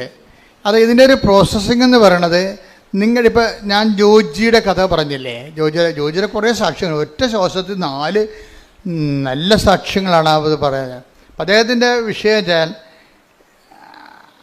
മറ്റ് കോമ്പറ്റീഷൻസ് ഉണ്ടായി. അദ്ദേഹത്തിൻ്റെ ഒരു ഹോൾസെയിൽ ബിസിനസ്സറാണ്, ഡിസ്ട്രിബ്യൂട്ടറുമാണ്. അപ്പോൾ അതിന് കോമ്പറ്റീഷൻ ഉണ്ടായി. എപ്പോഴും പുതിയ കമ്പനികളൊക്കെ വരുമല്ലോ രംഗത്ത്, അവർ നല്ല ശരിക്കും ഓഫർ കൊടുക്കും. അപ്പോൾ ആൾക്കാരുടെ രീതി എന്താണ്? ഓഫറിൻ്റെ പുറകെ പോകും അല്ലേ? എല്ലാവരും അങ്ങനെ ഓഫറിൻ്റെ ഒഴുക്കിലല്ലേ ആൾക്കാർ കമ്പ്യൂട്ടർ നോക്കണം, എന്ത് ഓഫറുണ്ടെന്നാണ് നോക്കണത്. അപ്പോൾ ഓഫറിൻ്റെ ശ്രദ്ധിക്കുമ്പോൾ സ്വാഭാവികമായിട്ടും നമുക്കറിയാമല്ലോ, ഒരു കച്ചവടക്കാരന് ഒരിക്കലും ഒരു സാധനവും നമുക്ക് ലാഭം തന്നവൻ വിൽക്കുക ഒരിക്കലും അല്ല, പിന്നെ അവൻ ജയിക്കണ്ടേ. അപ്പോൾ ഓഫർ എന്ന് പറയുമ്പോൾ എവിടെയെങ്കിലും ഒരു ചവിട്ടിപ്പിടുത്തം കാണും, ഉറപ്പല്ലേ? ഞാനാണ് ഈ ഓഫറിൻ്റെ ഒരു പരിപാടിക്ക് നിൽക്കത്തില്ല. പരമാവധി സാധനങ്ങൾ വാങ്ങിക്കാതിരിക്കാൻ നോക്കണം. കാര്യം വെച്ചാൽ നമ്മളുടെ അതായത് ഇന്നത്തെ ആൾക്കാരുടെ അവസ്ഥ എന്ന് വെച്ച് കഴിഞ്ഞാൽ എല്ലാം ഈ ഓൺലൈനിൽ കിട്ടുന്ന കാരണം ചുമ്മാ കുത്തിയാൽ മതിയില്ല. ചുമ്മാ കുത്തിയാൽ സാധനം വിട്ടി വരത്തില്ലേ. അപ്പോൾ പിള്ളേരുടെ കാശുണ്ടെങ്കിൽ അവരതനുസരിച്ചിട്ട് കൈകാര്യം ചെയ്യും. ചില അമ്മമാരൊക്കെ അതൊക്കെ കുറച്ചൊക്കെ നിയന്ത്രിക്കും. നമുക്ക് കുഞ്ഞുങ്ങളുടെ കുറച്ച് സ്നേഹം തൽക്കാലത്തെ കുറച്ച് സ്നേഹം കുറയുന്നേ ഉള്ളൂ. ഇപ്പം നമ്മൾ നിയന്ത്രിച്ചാൽ കുറച്ച് കഴിയുമ്പോൾ അവരും പാകത പഠിക്കും. അല്ലെങ്കിൽ കിട്ടുന്നതെല്ലാം മേടിച്ച് ഉപയോഗിക്കാൻ വേണ്ടി ആൾക്കാർക്ക് ഇങ്ങനെ ഈ നമ്മുടെ ബോഡിക്ക് ഒരു ടെൻഡൻസി ഉണ്ട്. ആസ്വദിക്കാൻ പറ്റുന്നതെല്ലാം ആസ്വദിക്കണമെന്നുള്ള ഒരു ടെൻഡൻസി ഉണ്ട്. അത് എന്തെല്ലാം ആസ്വദിക്കാൻ പറ്റും അതെല്ലാം ആസ്വദിക്കണമെന്ന്. അതിങ്ങനെ എല്ലാം പശുക്കൾക്കും മൃഗങ്ങൾക്കും കിളികൾക്കും എല്ലാം ഉണ്ട്.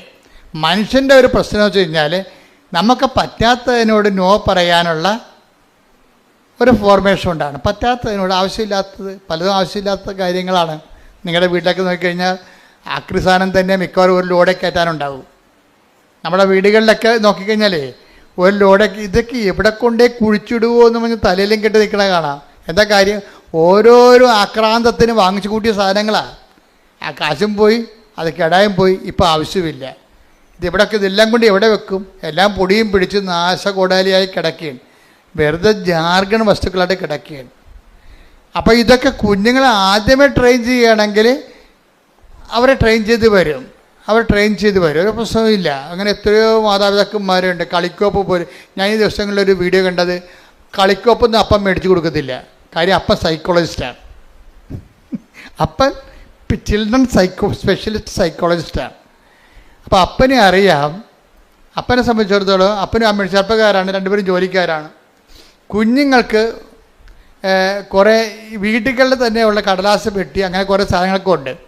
പിള്ളേർക്ക് എന്താ വേണ്ടതെന്ന് വെച്ച് കഴിഞ്ഞാൽ പിള്ളേർക്ക് സായിപ്പല്ലേ കളിക്കോപ്പ് കൊണ്ടുവന്നത്. ഇവിടെ സായിപ്പ് കളിക്കോപ്പ് എന്ന് വെച്ചാൽ അയാൾ എന്താ ചെയ്തിരിക്കുക, അവരെന്താ ചെയ്തിരിക്കണം? അവർക്ക് പിള്ളേരെ കൊണ്ടു നടക്കാനോ നമ്മളപ്പോൾ താലോലിക്കാനോ വളർത്താനോ ഒന്നും താല്പര്യമില്ല. അവർക്ക് പട്ടിക്കുഞ്ഞിനെ കൊടുക്കുകയാണെങ്കിൽ അവർ കുറച്ചുകൂടി സന്തോഷമായിട്ട് കുഞ്ഞുങ്ങളെ കൂടുതൽ കുഞ്ഞിനെ വളർത്തുവർ. അവരുടെ നേച്ചർ അതാണ്. അവരുടെ കുറ്റപ്പെടുത്തിയ കാര്യമില്ല. അത് ഭയങ്കര ചരിത്രമാണ്. ഞാൻ കാനഡയിൽ ചെന്നപ്പോഴുണ്ട്, രാവിലെ പുറത്തിറങ്ങിയപ്പോഴുണ്ട്, എല്ലാ സായിപ്പിൻ്റെ കയ്യിലും ഓരോ പട്ടിയുണ്ട്, ഓരോ കൂടുമുണ്ട്, പ്ലാസ്റ്റിക് കൂട്. എന്തിനാണെന്നറിയാമോ? പട്ടിനെയും കൊണ്ട് നടക്കാൻ ഇറങ്ങുന്നതാണ്. അപ്പോൾ അതിൻ്റെ അടുത്ത് പട്ടി കാഷ്ടിക്കും. പക്ഷെ അവിടെ ഒരു പ്രശ്നമുണ്ട്, കാഷ്ടം എങ്ങാനും താഴെ കിടന്നാൽ മുനിസിപ്പാലിറ്റി ടാക്സ് അടിക്കും. അത് കാരണം ആളുടെ പട്ടിയുടെ കാഷ്ടമാണ് താഴെ വഴിയെ പോണത്, അയാൾ തന്നെ അത് കോരിയെടുക്കണം. എന്നിട്ട് അവർ കൊണ്ടുവന്നൊരു ഡസ്റ്റ്ബിന്നിലിടും. ഇതെല്ലാം കൂടി കൊണ്ടുവന്നിട്ട് മുനിസിപ്പാലിറ്റി പട്ടിത്തീടം കൊണ്ടുപോകും. അത് അവരുടെ ലൈഫിൻ്റെ ഭാഗമായിട്ടാണ് അത് വന്നിരിക്കുന്നത്. അവർ പിള്ളേരൊക്കെ ഒഴിവാക്കിയിട്ട് പട്ടിക്കുഞ്ഞിനെ എടുത്ത് കക്ഷത്ത് വെച്ചിട്ട് പിള്ളേരെ മറ്റേ ട്രോളിയൊക്കെ ഏറ്റിക്കൊണ്ട് പോകുന്നത് നമ്മൾ കണ്ടിട്ടില്ലേ? അവർക്കത് വലിയ അവരുടെ ലൈഫിൻ്റെ ഭാഗമാണ്. നമുക്കത് കുറ്റം പറയാൻ പറ്റുകയില്ല. അവിടെ കൾച്ചർ അതാണ്. നമ്മുടെ കൾച്ചർ അതല്ല. അവരെ പിള്ളേരെ തങ്ങളിൽ നിന്ന് ഒഴിവാക്കാൻ വേണ്ടി അവർ പലതരത്തിലുള്ള കളിക്കോപ്പുകൾ വാങ്ങിച്ചു കൊടുക്കും. പിന്നെ പിള്ളേർ അപ്പനെയും അമ്മനെയും ഉപേക്ഷിച്ചിട്ട് അതിൻ്റെ പുറകെ നടക്കും. അവർ മരണം വരെ അങ്ങനെ തന്നെയാണ് ജീവിക്കുന്നത്. അപ്പനെയും അമ്മേനെയും ഉപേക്ഷിച്ചിട്ട് അവരുടെ കൂടെ നടക്കും. നമ്മളെന്ന് വെച്ച് കഴിഞ്ഞാൽ മക്കളും അമ്മയും അപ്പനും ഒക്കെ എല്ലാം കൂടി ഒരുമിച്ച് ഇരിക്കുകയും അപ്പൻ്റെ മുതുകത്ത് വന്ന് മക്കൾ കുത്തിമറിയുകയും എന്തെങ്കിലും സാധനമൊക്കെ എടുത്ത് നശിപ്പിച്ച് കളയുകയും താഴെ ഇടുകയും നമ്മൾ എടുത്തു കൊടുക്കുകയും. അപ്പോൾ വലിയ ചിലവൊന്നുമില്ല. പിള്ളേർക്ക് ആക്ടിവിറ്റി ഉണ്ടായാൽ മതിയൊന്നുമുണ്ട്. അപ്പോൾ ഈ ചൈൽഡ് സൈക്കോളജിസ്റ്റ് ഭയങ്കര രസമാണ് അയാളുടെ വീഡിയോ. അയാൾ പറഞ്ഞത് എന്താ വെച്ചാൽ ഇതിൻ്റെ ആവശ്യമില്ലാത്ത സാധനങ്ങൾ വാങ്ങിച്ചു കൊടുക്കുമ്പോൾ കുഞ്ഞുങ്ങൾ നമ്മളെ വിട്ടു പോവുകയാണ് ചെയ്യണം. നമുക്ക് സമയമുള്ളപ്പോൾ കുഞ്ഞുങ്ങളുടെ കൂടെ ഇരിക്കുക. ഇതിൽ കുഞ്ഞുങ്ങളുടെ ആക്ടിവിറ്റികളുടെ കൂടെ നമ്മൾ ഒരാളായിട്ട് കാണണം. കുഞ്ഞുങ്ങളുടെ ആക്ടിവിറ്റിയുടെ കൊണ്ടുമ്പോൾ അവിടെ അപ്പന്മാരൊക്കെ അങ്ങനെ ചെയ്യുമായിരുന്നു. അപ്പന്മാരൊക്കെ ഓലപ്പമ്പരൊക്കെ ഉണ്ടാക്കി കൂടെ പിള്ളേരുടെ കൂടെ നിൽക്കും, ഓടിക്കും അല്ലേ? വണ്ടി ഓടിക്കുമ്പോൾ പിള്ളേരുടെ കൂടെ ഓടിക്കണേ കാണാം. അപ്പോൾ പിള്ളേരുടെ കൂടെ അങ്ങനെയാണ് നമ്മുടെ ഒരു കൾച്ചർ എന്ന് പറയണത്. ഇപ്പോൾ സായിപ്പിൻ്റെ സാധനം നമുക്ക് കിട്ടിക്കഴിഞ്ഞപ്പോൾ നമ്മൾ യന്ത്രവണ്ടിയും തോക്ക് കൊണ്ട് വെടിവെക്കുന്ന ആൾക്കാരെയൊക്കെയാണ് കാണിക്കണത്. അപ്പോൾ പിള്ളേർ നമ്മളെ മാറ്റിയിട്ട് നാട്ടുകാരെ വെടിവെച്ച് നടക്കും. അപ്പോൾ ഇതിനകത്ത് എല്ലാത്തിനകത്തും ഓരോ രീതികളുണ്ട്. ഞാൻ പറഞ്ഞു വരുന്നതിൻ്റെ കാരണം വെച്ച് കഴിഞ്ഞാൽ ഈ ഉടമ്പടി ജീവിതത്തിലേക്ക് നമ്മൾ വരുമ്പോൾ ഇപ്പോൾ ഈ നമ്മൾ പറഞ്ഞിരുന്ന വിഷയം ഈ ജോർജിയുടെ വിഷയമാണ്. ജോർജിയുടെ വിഷയത്തിൽ ജോർജി ഈ കട ഇങ്ങനെ വലിയ പ്രശ്നമായി തീർന്നു. കോമ്പറ്റീഷൻ വന്നു കഴിഞ്ഞപ്പോൾ കട പൂട്ടേണ്ട അവസ്ഥ വന്ന്, ഓഫർ വന്നു ഒത്തിരി. അയാളുടെ തന്നെ അയാളുടെ കടയിലുള്ള വസ്തുക്കൾ അതിനേക്കാൾ പകുതി വിലക്ക് നാട്ടുകാർക്ക് കിട്ടുന്ന അവസ്ഥ വന്നപ്പോൾ കട പൂട്ടിപ്പോയി. ഓഫർ വന്നതുകൊണ്ടാണ്. ഇയാൾക്ക് അതുപോലെ ഓഫറൊന്നും കൊടുക്കാൻ പറ്റണില്ല. നമ്മുടെ ജീവിതത്തിൽ വരുന്നൊരു പ്രശ്നമാണ് ഉടമ്പടിയും ഓഫറും ഒക്കെ വരുമ്പോൾ നമ്മൾ നോക്കുമ്പോൾ ഉടമ്പടിയുടെ ഒരു ജീവിതം, പക്ഷേ നമ്മൾ അനുഭവിക്കുന്ന ഫീൽഡിൽ നമ്മൾ അനുഭവിക്കുന്നത് ഇതിനേക്കാളും മാരകമായ പ്രഹരങ്ങളാണ് നമുക്ക് കേൾക്കുന്നത്. കട പൂട്ടിപ്പോയി. പക്ഷെ കട പൂട്ടിയെങ്കിൽ ഇവർ ഒരു കട തുറന്നു വെച്ചിട്ടുണ്ടിരുന്നത്. ഏതാണ്? ദേവാലയം തുറന്നു വെച്ചുകൊണ്ടിരുന്നു. ഈ ഭാര്യ ഭർത്താവിൻ്റെ ഉടമ്പടി ജീവിതം അവർക്ക് കൊടുത്തതിൻ്റെ മാർഗ്ഗം അതാ. അവർ പറയണത് ഞങ്ങളുടെ കട പൂട്ടിപ്പോയി, പക്ഷെ കർത്താവിൻ്റെ ആലയം തുറന്നിട്ടുണ്ടായിരുന്നല്ല. അപ്പം ഞങ്ങളുടെ കർത്താവിൻ്റെ ആലയത്തിൽ മുടങ്ങാൻ പോകും. എപ്പോഴായാലും കർത്താവ് ഞങ്ങൾക്കൊരു വഴി. കാര്യം ഉടമ്പടി വർക്ക് ചെയ്യണം എങ്ങനെയാണ്? Not by merit but by grace. Offer എന്നൊക്കെ പറഞ്ഞാൽ മെറിറ്റിൻ്റെ അകത്ത് വരുന്ന കാര്യങ്ങളല്ലേ. അപ്പം പലതുകൊണ്ടും നമ്മുടെ ജോലി നഷ്ടപ്പെട്ടു പോയാലും ശരി, ഈ ഉടമ്പടി വർക്ക് ചെയ്യണത് മെറിറ്റിലല്ല. ലോകത്തിലുള്ള എല്ലാ കാര്യങ്ങളും വർക്ക് ചെയ്യണ മെറിറ്റിലാണ്. ഇപ്പോൾ പഹല ആക്രമണമില്ലേ, ഇപ്പോൾ പ്രധാനമന്ത്രിയെ ചില അണ്ണന്മാർ ചില പട്ടാളക്കാർക്ക് കുറ്റപ്പെടുത്തുന്നത് എന്താ? വേറെ ഒരു പട്ടാളം തുടങ്ങിയത് കാരണം നമ്മളെ മിലിറ്ററി ട്രെയിനിങ് ആ കാലാകാലങ്ങളിൽ വരുന്ന ചെറുപ്പക്കാരെ എടുത്തുകൊണ്ട് ബോർഡർ സെക്യൂരിറ്റി ചെയ്യാൻ വേണ്ടി ഉള്ള ആൾക്കാരെ വേറെ ഒരു അഗ്നിവീറെന്ന് പറഞ്ഞ് വേറെ 10 തുടങ്ങിയെന്നാണ് പറയണത്. മോഡി നല്ല ഉദ്ദേശത്തിൽ തന്നെ തുടങ്ങിയതാണത്. അതിൻ്റെ ഫലം ഇനി ഭരണകാലത്ത് നമുക്ക് അനുഭവിക്കുകയുണ്ട്. പക്ഷേ പെട്ടെന്ന് ഇങ്ങനെ ഒരു പ്രശ്നങ്ങൾ ഉണ്ടായി. ഇങ്ങനെ ഒരു പ്രശ്നം പെട്ടെന്ന് ഉണ്ടായി. രാജ്യം മുഴുവൻ ദുഃഖത്തിലാണ്, നമ്മളും ദുഃഖത്തിലാണ്. നമ്മുടെ രാജ്യത്തിൻ്റെ നന്മയ്ക്ക് വേണ്ടി, അഖണ്ഡതയ്ക്ക് വേണ്ടി, സമാധാനത്തിന് വേണ്ടി പ്രാർത്ഥിച്ചുകൊണ്ടിരിക്കുന്നതാണ്. ശ്രുതികട്ടെ ഹല്ലേലൂയ, ശ്രുതികട്ടെ ഹല്ലേലൂയ. രാജ്യത്തിന്റെ സുരക്ഷിതത്വത്തിന് വേണ്ടി ഉടമ്പടി എടുത്ത് പ്രാർത്ഥിക്കുന്ന എല്ലാവരും ആരാധനയോട് ചേർന്ന് പ്രാർത്ഥിക്കുന്നു. മാതാവിന്റെ പ്രത്യേക സംരക്ഷണം ഇന്ത്യ എന്ന മഹാരാജ്യത്തിനുണ്ടാകുവാൻ ഈ ആരാധനയിലൂടെ ഞങ്ങൾ പ്രാർത്ഥിക്കുന്നു. പരമദിവ്യകാരുണ്യത്തിന് ആരാധനയും സ്തുതിയും പുകഴ്ചയും ഉണ്ടായിരിക്കട്ടെ. അപ്പൊ എന്നെ ജോജിയുടെ കട പൂട്ടി അഭിമാനം നിന്ന് ഒരു ഭർത്താവുണ്ട്, ഭാര്യയുണ്ട്, 2 കുഞ്ഞുങ്ങളുണ്ട്. അങ്ങ് പട്ടിണിയാകാൻ. പക്ഷേ ഈ 2 കക്ഷികളും ഉടമ്പടിയിലൊരു ബലത്തിൽ അങ്ങനെ നിൽക്കുകയാണ്. ആ പൂട്ടാത്തൊരു കടവുണ്ടല്ല. കർത്താവ് എപ്പോഴും കർത്താവിൻ്റെ സന്നിധിയിൽ ഇവർ നമ്മളെ കരുതുവാനും കാക്കുവാനും not by merit but by grace, നിൻ്റെ കഴിവ് കൊണ്ടല്ല, മറിച്ച് എന്താണ്? എൻ്റെ കൃപ കൊണ്ടാണ് നിൻ്റെ അതിജീവനമെന്ന് ആണ് ഉടമ്പടി അടിസ്ഥാനം. അതുകൊണ്ട് തന്നെ വൈഫും ഹസ്ബൻഡും വളരെ സീരിയസ് ആയിട്ട് തന്നെയാണ് ഉടമ്പടി ജീവിതം മറന്നിട്ടില്ല. അവർക്ക് നല്ല ബോധമുണ്ട് അവർ ഉടമ്പടിയിലാണെന്ന്. അതുകൊണ്ട് ദിവസം ജോജി പറയണേ, ഞാൻ പണ്ടൊക്കെ ഇങ്ങനെ പള്ളിയിൽ പോകുമെങ്കിൽ ഇന്ന് പോണ പോലെ പോകത്തില്ലായിരുന്നു. ഉടമ്പടിക്ക് ശേഷം ഞാൻ ഡെയിലി പള്ളിയിൽ പോകും, വൈഫ് പോകും. ഒരു ദിവസം വൈഫും 2 കുഞ്ഞുങ്ങളുമാണ് പോകാനൊത്തത്. ആ പോണ വഴിക്ക് വന്നപ്പോഴേ ഈ ഹൗസ് ഓണർ അല്ല, ഈ വീടിൻ്റെ വാടക ഞങ്ങൾക്ക് കട തന്ന ആളെ പിടിച്ചു നിർത്തി. വൈഫിനെ വഴി പിടിച്ചു നിർത്തി പറഞ്ഞ നിങ്ങൾക്ക് കച്ചവടം വിൽക്കണമില്ല, ഞങ്ങൾക്ക് വേറെ കൊടുക്കാനത് പറ്റണമില്ല, സമാധാനം പറഞ്ഞിട്ട് പോയാൽ മതിയെന്ന് അവർക്ക് കുറേ നാൾ ഇവരോട് പറയുമായിരുന്നുണ്ടായിരുന്നു. ഇവർക്ക് ചെയ്യാൻ പറ്റണില്ല. ഇവർക്ക് അവസാനം ഇപ്പം സീരിയസ് ആയി. ലേഡീസിനെ തന്നെ വഴി പിടിച്ച് നടത്തുന്ന അവസ്ഥയായി. അത്രയും സീരിയസ് ആയി. അപ്പോൾ നിങ്ങളൊക്കെ ഉടമ്പടി എടുത്താണല്ല, പള്ളിയിൽ നിന്ന് വന്നാണല്ല, എന്നിട്ടും വഴി പിടിച്ച് നിർത്തിയാന്ന്. അതായത് ഉടമ്പടി കാലത്ത് എന്തെങ്കിലും സംഭവിക്കുകയാണെങ്കിൽ അത് ഉടമ്പടി എടുത്ത ആൾക്കാരാണ് നമ്മളെന്നുള്ള ബോധം നമുക്കുണ്ടെങ്കിൽ ഓർക്കുക, നമുക്ക് സംഭവിക്കണത് നന്മയ്ക്കായിരിക്കും അത് മാറ്റണത്. അതെപ്പോഴും ഓർത്തേക്കണം. അപ്പോൾ വൈഫ് പറഞ്ഞ് വൈഫ് പെട്ടെന്ന് പറഞ്ഞ് എൻ്റെ അമ്മയെ എന്തെങ്കിലും മറുപടി പറയാൻ പറഞ്ഞു. ഇവർ പിടിച്ചു നിർത്തിയല്ല, കടക്കാർ പിടിച്ചു നിർത്തിയില്ല, അതിൻ്റെ ഓണർമാർ പിടിച്ചു നിർത്തിയപ്പോഴേ തടഞ്ഞു നിർത്തിയപ്പോഴേ ഈ ജോജിയുടെ വൈഫ് മാതാവിനോട് പറഞ്ഞു, അമ്മേ എന്തെങ്കിലും. അപ്പം ഉടമ്പടി എന്ന് പറയുമ്പോൾ സഞ്ചാരി മാതാവല്ലേ, എവിടെയായാലും കൂടെ ഉണ്ടാവില്ല ആൾ. അതാണ് ഉടമ്പടിയുടെ ഏറ്റവും വലിയ ഗുണമെന്ന് പറയണത്. പക്ഷേ സഞ്ചാരി മാതാവാണെന്നുള്ളതിനെക്കുറിച്ച് നല്ല ബോധം ഈ ജോജിക്കുണ്ട്. നിങ്ങൾക്ക് പലർക്കും ഇല്ല. അതാണ് പ്രശ്നം. സഞ്ചാരി മാതാവ് എന്താണെന്ന് പോലും അറിയാൻ പറ്റില്ല. സഞ്ചാരി മാതാവെന്ന് പറയണത് ഉടമ്പടി എടുക്കുമ്പോൾ ദൈവം നൽകുന്ന ഓഫറാണ്. മനസ്സിലായില്ലേ? I will come with you wherever you go. അതാണ് ഓഫർ എന്ന് പറയണത്.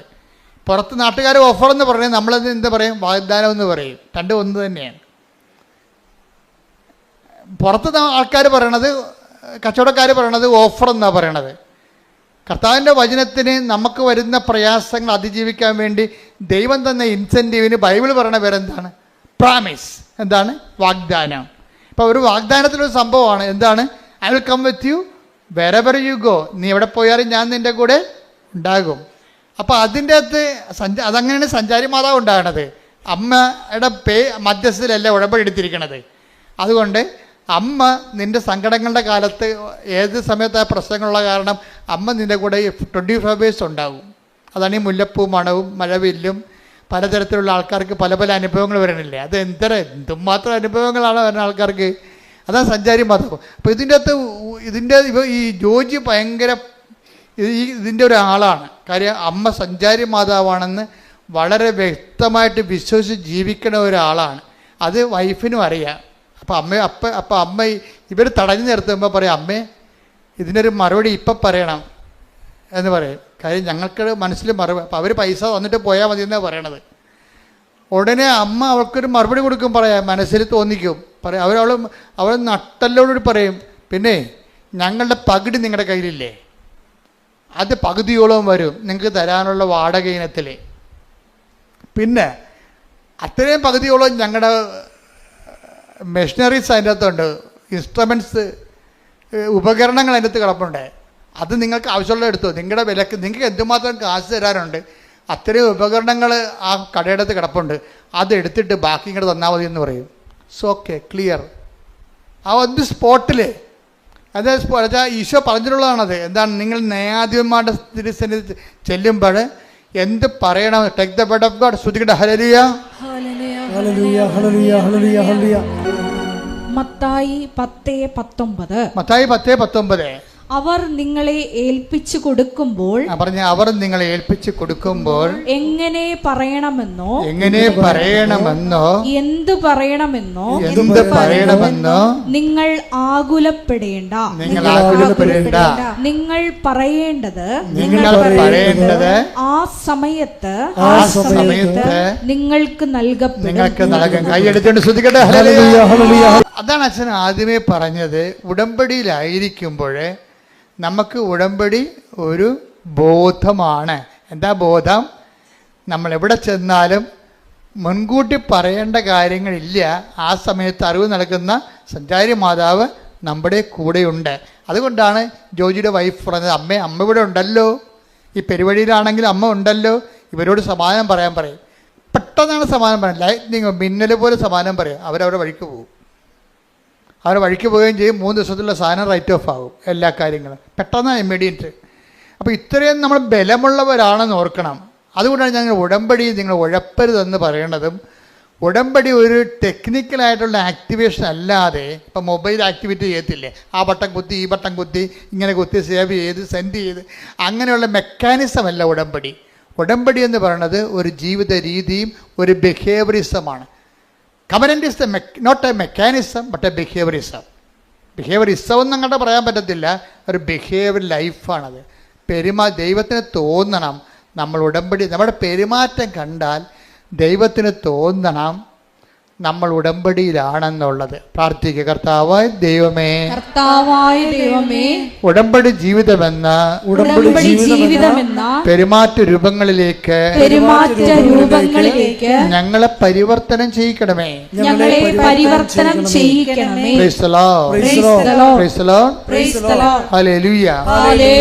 ഇതിനകത്ത് വരുന്നൊരു വിഷയം എന്ന് പറയണതേ,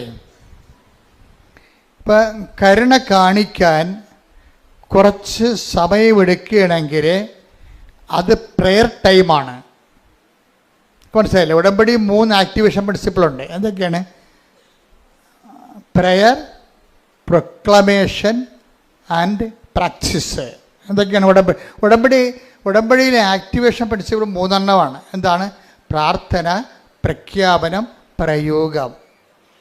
ഇതൊക്കെ ആദ്യകാല ക്ലാസ്സെങ്കിലുള്ളതാണ്. ഇപ്പം ഞാൻ പറയാറില്ല, ഇപ്പം നിങ്ങളോട് പറയണേ. ഉടമ്പടിയിൽ ഒരു സംഭവം ആക്ടിവേറ്റ് ചെയ്യണമെന്നുണ്ടെങ്കിൽ അതിൻ്റെ മെയിൻ അതിനകത്ത് അതിനകത്ത് ലിങ്ക് പോകരുത്. പ്രാർത്ഥനാ ജീവിതത്തിൻ്റെ പ്രശ്നം വെച്ച് കഴിഞ്ഞാൽ ഈ ചാറ്റമഴ പോലെ തന്നെയും പിന്നെയും പെയ്യുകയല്ല. അതിനൊരു പ്രാർത്ഥന മനസ്സാണ്. എപ്പോഴും ദൈവത്തെക്കുറിച്ച് ഓർക്കുക, ചിന്തിക്കുമ്പോഴൊക്കെ സമയം കിട്ടുമ്പോഴൊക്കെ ബൈബിൾ എടുത്ത് നോക്കുക. അതിനാണ് അരമണിക്കൂർ ബൈബിൾ എന്ന് പറഞ്ഞാൽ ഒറ്റ ശ്രദ്ധത്തിൽ വായിക്കാനുള്ളതല്ല, 2 മിനിറ്റും 3 മിനിറ്റൊക്കെ വായിച്ചാൽ മതി. അത് ബൈബിൾ തന്നെ എടുത്ത് വായിക്കണമെന്നില്ല. ബൈബിൾ ഉണ്ടെങ്കിൽ ആ മൊബൈൽ ഓൺ ചെയ്തിട്ട് ബൈബിൾ വായിച്ചാൽ മതി. നമുക്കുള്ള സാധ്യതയെല്ലാം പ്രയോജനപ്പെടുത്തണം ഇപ്പോൾ ആൾക്കാർ. കാര്യം ഉടമ്പടി എടുത്തിരിക്കുന്നതിനകത്ത് ഞാൻ മനസ്സിലാക്കിയിരിക്കുന്നത് ഒരു 90% പേരും എബോവ് ആവറേജ് എഡ്യൂക്കേഷനുള്ള ആൾക്കാരാണ്. Above average. അപ്പോൾ അവർക്കിതെല്ലാം ആക്ടിവേറ്റ് ചെയ്യാൻ പെട്ടെന്ന് കഴിയും. അതുകൊണ്ടാണ് വെടിക്കെട്ട് സാക്ഷ്യങ്ങളൊക്കെ അവർ പറയുന്നതിൻ്റെ കാര്യത. എല്ലാ കാര്യങ്ങളെക്കുറിച്ചും അവർക്കതിനെക്കുറിച്ച് തിട്ടമായിട്ട് കാര്യങ്ങൾ അറിയാം. അപ്പം അതുകൊണ്ട് നിങ്ങൾ ഈ കാലം നമുക്ക് നൽകുന്ന എല്ലാ സാധ്യതകളും ദൈവത്തിൽ ജീവിക്കാൻ വേണ്ടി നിങ്ങൾ പ്രയോജനപ്പെടുത്തണം. Praise the lord. ഹല്ലേലൂയ. അപ്പം ജോജിക്ക് ഇപ്പം ജോലിയില്ലാതെ നടക്കുകയല്ലേ. അപ്പം ജോജിയുടെ ഒരു പ്രശ്നമുണ്ട്, ഗുരുതരമായ ഒരു പ്രശ്നമുണ്ട്. ഈ കടയുടെ പ്രശ്നം മാത്രമല്ല, വേറെ ഒരു പ്രശ്നമുണ്ട് പുള്ളിക്ക്. പുള്ളിക്ക് പുറത്തൊന്നും ജോലി കിട്ടത്തില്ല. ഇതുപോലെ കടയെ കൃഷിയൊക്കെ ചെയ്യാനേ പറ്റത്തുള്ളൂ. നാട്ടുകാർ ആരും ഒരു കമ്പനിക്കാരും ജോലി കൊടുക്കത്തില്ല. കാര്യം വെച്ച് കഴിഞ്ഞാൽ ഇയാളുടെ SLC ബുക്ക് കിട്ടിയപ്പോൾ മൊത്തം തെറ്റാണ് അഡ്രസ്സ്. ആ SLC ബുക്ക് വായിച്ചാൽ വീട്ടുപേര് തെറ്റാണ്, ഇനിഷ്യൽ തെറ്റാണ്, അയാളുടെ പേരും തെറ്റാണ്. ഇയാളെ ആ SLC കാലം തൊട്ട് ഈ മനുഷ്യൻ ഇയാളുടെ ജീവിതത്തിൽ വന്ന ശാപമായ പോലെ വന്ന സംഭവമാണ്. അത് കാരണം ഇത് തിരുത്താൻ വേണ്ടി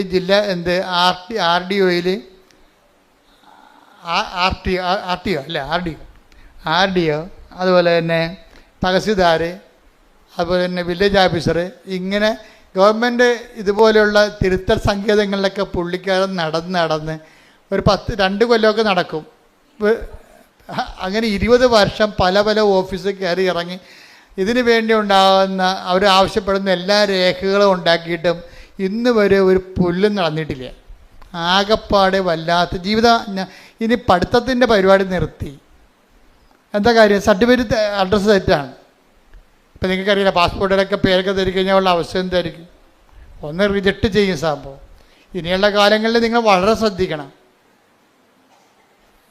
കാര്യം ഞാനൊരു രാജ്യത്ത് ചെന്നപ്പോൾ അവിടെ നമ്മളാരും അവിടെ എമിഗ്രേഷൻ വെച്ചിട്ടില്ല. കമ്പ്യൂട്ടറാണ് എമിഗ്രേറ്റ് ചെയ്യണത്. നമ്മൾ ഡേറ്റ അടിച്ചു കൊടുക്കേണ്ടി വരും. അപ്പം നമ്മുടെ കൃഷ്ണമണിയും കൈയും കാലും അഡ്രസ്സും എല്ലാം ഓൾറെഡി എല്ലാ രാജ്യങ്ങളിലും ഉണ്ട്. നമ്മൾ ഫീഡ് ചെയ്യുമ്പോൾ ഒരു വരകം തെറ്റിപ്പോയി കഴിഞ്ഞാൽ നമ്മളവിടെ നിൽക്കാനേ പറ്റത്തുള്ളൂ, റിജക്റ്റ് ചെയ്ത് കളയും. അത് കാരണം കൊന്തേഞ്ചേരിക്കൊണ്ടാണ്. അപ്പോൾ എന്നെ വിജയകുമാർ സാർ സഹായിച്ച് അവിടെ ചെന്നപ്പോൾ കൂടെ ഉണ്ടായിരുന്ന കാരണം. നമ്മൾ ഒരു സ്പെല്ലിങ് ഒരു അക്ഷരം തെറ്റിക്കഴിഞ്ഞാൽ കമ്പ്യൂട്ടർ റിജക്റ്റ് ചെയ്യും. അവിടെ ആളില്ല. അവിടെ മിഷനല്ലേ, മിഷന് കണ്ണും മൂക്കും ഉണ്ടാ, പറഞ്ഞാൽ മനസ്സിലാവുക. എന്ത് അപ്പോൾ ഇനിയുള്ള കാര്യങ്ങൾ ചെറുപ്പക്കാർ ഭയങ്കര ശ്രദ്ധിക്കണം കേട്ടാ. ഭയങ്കര സീരിയസ് കാര്യമാണ്. ശ്രുതികട മക്കളെ, പരിശുദ്ധ പരമദിവ്യകാരുണ്യത്തിന് ആരാധനയും സ്തുതിയും പുകഴ്ചയും ഉണ്ടായിരിക്കട്ടെ. അപ്പോഴേ പെട്ടെന്ന് ജോജിയുടെ കടയെല്ലാം പൂട്ടി വരുമാനമെല്ലാം നിലച്ചപ്പോൾ ഒരു കൂട്ടുകാരൻ പറഞ്ഞ്, എടാ ആലപ്പുഴ ഒരു മാതാവുണ്ട്, ഈ സർട്ടിഫിക്കറ്റ് തിരുത്തി തന്നെ നേരെയാക്കുന്ന ആളുണ്ടെന്ന് പറഞ്ഞു. അങ്ങനെ പുള്ളി ഇവിടെ വന്നത്. മാതാവ് പലതരത്തിലുള്ള ആൾക്കാർ അറിയപ്പെടുന്നത്. അവൻ ജോജിയുടെ സാക്ഷ്യം കേട്ടാൽ മനസ്സിലാവും. അങ്ങനെ പറഞ്ഞിരിക്കണം, ആലപ്പുഴ ഒരു മാതാവുണ്ട്, ഇതൊക്കെ നേരെയാക്കുന്ന ആളാണെന്ന് പറഞ്ഞു. പുള്ളിക്കാരൻ ഇവിടെ വന്നപ്പോഴാണ് കേൾക്കണത് സഞ്ചാരി മാതാവാണെന്ന്. അപ്പോൾ അതിന് പുള്ളിക്ക് സന്തോഷമായി. എന്താ കാര്യം? പുള്ളി ഒറ്റക്ക് കിടന്ന് ജീവിച്ച ആളാണ്. പുള്ളിയെ സഹായിക്കാൻ പ്രത്യേകിച്ച് ആൾക്കാരില്ല. അപ്പോൾ സഹായിക്കാൻ ഒരാളെ കിട്ടിയില്ല എന്നുള്ള സന്തോഷത്തിൽ പുള്ളി ഇത് കംപ്ലീറ്റ് ആയിട്ട് കയറി വിശ്വസിച്ച്. അങ്ങനെ അനുഗ്രഹം കിട്ടി, അതിൻ്റെ വിശ്വസിക്കാനുള്ള അനുഗ്രഹം കിട്ടി. ആ പുള്ളിയെ നോക്കിയപ്പോൾ ഇവിടെ ഓരോരുത്തരും ഇല്ലാത്ത കുറേ സംഭവങ്ങളൊക്കെ ഉണ്ട്. എന്താ കാര്യം? ഉപ്പുണ്ട്, പിന്നെന്താണ് ഉടമ്പടി തൈലമുണ്ട്. അപ്പോൾ അതിനെക്കുറിച്ച് കൃത്യമായിട്ട് ഞാൻ പറഞ്ഞു കൊടുക്കുന്നുണ്ട് ആൾക്കാർക്ക്. എന്താ കാര്യം? ഇതെല്ലാം പ്രാർത്ഥന, നമ്മൾ ഈ ഉടമ്പടി ആക്ടിവേറ്റ് ചെയ്യണം എങ്ങനെയാണ്? 1 പ്രാർത്ഥന, 2 പ്രഖ്യാപനം, 3 പ്രയോഗം. അപ്പോൾ ഈ ഉപ്പൻ്റെതാണ് ദൈവത്തിൻ്റെ സാന്നിധ്യത്തിന് ആക്ടിവേറ്റ് ചെയ്യാനാണ് പ്രയോഗം വരണത്. ഇതെന്ത് നമ്മൾ ആക്ടിവേറ്റ് ചെയ്താലും നമുക്ക് സാന്നിധ്യം സംലഭ്യമാകും. അതുകൊണ്ടാണ് ഈ ഉടമ്പടി നമ്മൾ ശ്രദ്ധിക്കുമ്പോൾ ഉടമ്പടിയിൽ അയക്കുന്നവർക്കുള്ള ഓഫർ എന്താണ്? I will come with you wherever you go. ഞാൻ നിങ്ങൾ എവിടെയായിരുന്നാലും ഞാൻ നിങ്ങളുടെ കൂടെ ഉണ്ടാകും. ഈ ഉണ്ടാകുന്ന ആളിൻ്റെ ശക്തി അവിടെ സംലഭ്യമാക്കുന്നതിന് വേണ്ടിയാണ് ഈ പ്രയോഗവിധികളുള്ളത്. ആ പ്രയോഗവിധികൾ എന്താ ചെയ്യണത്? അത് ഈ ജോജി പറയണ, ഞാൻ ഇത് അറിഞ്ഞോടുകൂടി ഞാൻ ഈ ഉപ്പ് എടുത്തുകൊണ്ട് വില്ലേജ് ഓഫീസിൽ പോയിരുന്നു. ആ സാക്ഷി നിങ്ങൾ കേൾക്കണം കേട്ടോ, നല്ല സാക്ഷിയാണ്. കാര്യം 20 കൊല്ലമായിട്ട് നടക്കാത്ത കാര്യമല്ലേ, സർട്ടിഫിക്കറ്റിൽ വന്നിരിക്കുന്ന പെശകല്ലേ. അപ്പോൾ എത്രയോ കാലം ഈ മനുഷ്യൻ ഇതുപോലെ വില്ലേജ് ഓഫീസ് മാറി വന്ന വില്ലേജ് ഓഫീസ് താലൂക്ക് ഓഫീസിൽ പോകും. അവർ 100,000 ഉടായ്പകൾ പറഞ്ഞ് ഇയാളെ മടക്കുകയാണ് പതിവ്. അയാൾ വെൽക്കം ചെയ്യത്തില്ല. പക്ഷേ ഇയാളെന്ത് ചെയ്ത് ചെല്ലുമ്പോൾ തന്നെ പുള്ളി പറയുന്നത്, ഞാൻ വിശ്വാസ പ്രമാണം ചൊല്ലി ഉപ്പിൻ്റെ 2 തരികൾ വില്ലേജ് ഓഫീസിൽ ഇട്ടെന്ന്. അതാണ് പ്രയോഗം എന്ന് പറയുന്നത്. എന്താ പ്രശ്നം എന്ന് വെച്ച് കഴിഞ്ഞാൽ, അപ്പോൾ അയാളത് പറയുന്നുണ്ട്, ഇത് കൂടോത്രം മന്ത്രവാദമൊന്നുമല്ല, ഒരു വ്യക്തിയിലെ വിശ്വാസത്തെ പ്രയോഗിക്കുന്നതാണ്. എന്താ വിശ്വാസം? അവൻ്റെ വിശ്വാസം എന്താ? യേശു കർത്താവാണെന്ന് അധരം കൊണ്ട് ഏറ്റു പറയണം. ദൈവം അവനെ മരിച്ചവെന്ന് ഉയർപ്പിച്ചെന്ന് ഹൃദയത്തിൽ വിശ്വസിക്കണം. ഇതിൻ്റെ ആക്ടിവേഷനിലാണ് ഈ ഉപ്പ് ഇടണത്. എന്താ കാര്യം? യേശുവിൻ്റെ നാമത്തിൽ ഞാൻ ഇടണത്. തടസ്സങ്ങൾ മാറ്റുന്നത് അങ്ങനെയാണ്. ഇപ്പോൾ 10:17 വായിച്ച് 10:17 അപ്പോസ്തലന്മാർക്ക് തടസ്സങ്ങൾ മാറ്റാനുള്ള അധികാരം കൊടുക്കുന്നുണ്ട്. ലൂക്ക 10:17 വായിച്ചവനെ ശ്രുതികട്ടെ. ഹല്ലേലൂയ ഹല്ലേലൂയ ഹല്ലേലൂയ ഹല്ലേലൂയ യേശുവേ നന്ദി. Hallelujah hallelujah. ലൂക്ക 10:17 72 പേരും സന്തോഷത്തോടെ തിരിച്ചുവന്നു പറഞ്ഞു, കർത്താവേ നിന്റെ നാമത്തിൽ പിശാചുക്കൾ പോലും ഞങ്ങൾക്ക് കീഴ്പ്പെടുന്നു. അതാ ആർക്കാണ്? ക്രിസ്തുവിനല്ല. ഇതാരാണത് പ്രഖ്യാപിക്കണം? അവന് കീഴ്പ്പെടുകയാണ്. അതാ അതിൻ്റെ ഫോർമുല. എന്താ പറയണത്?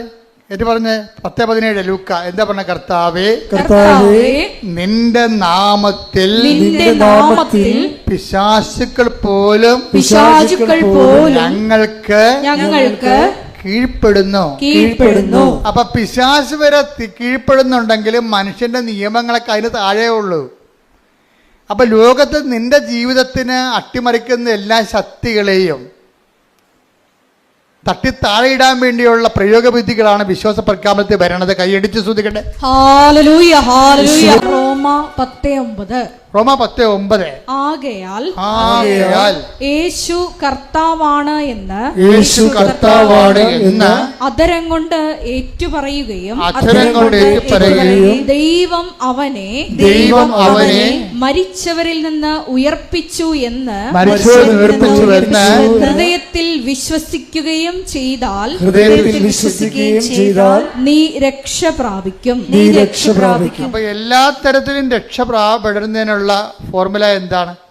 യേശു കർത്താവാണെന്ന് ആദരം കൊണ്ട് ഏറ്റു പറയണം. അപ്പോൾ അവിടെ എന്താ പ്രശ്നം? അപ്പോഴേ നമ്മൾ ആരെയും പോയി പട്ടാങ്ങിയായിട്ട് നിൽക്കത്തില്ല. സാറേ എന്തെങ്കിലും മാർഗം കൊണ്ട് ചെയ്ത് തന്നെ കുഞ്ഞുങ്ങൾ ജീവിക്കേണ്ടതാണെന്ന് പട്ടാങ്ങി പറയത്തില്ലേ?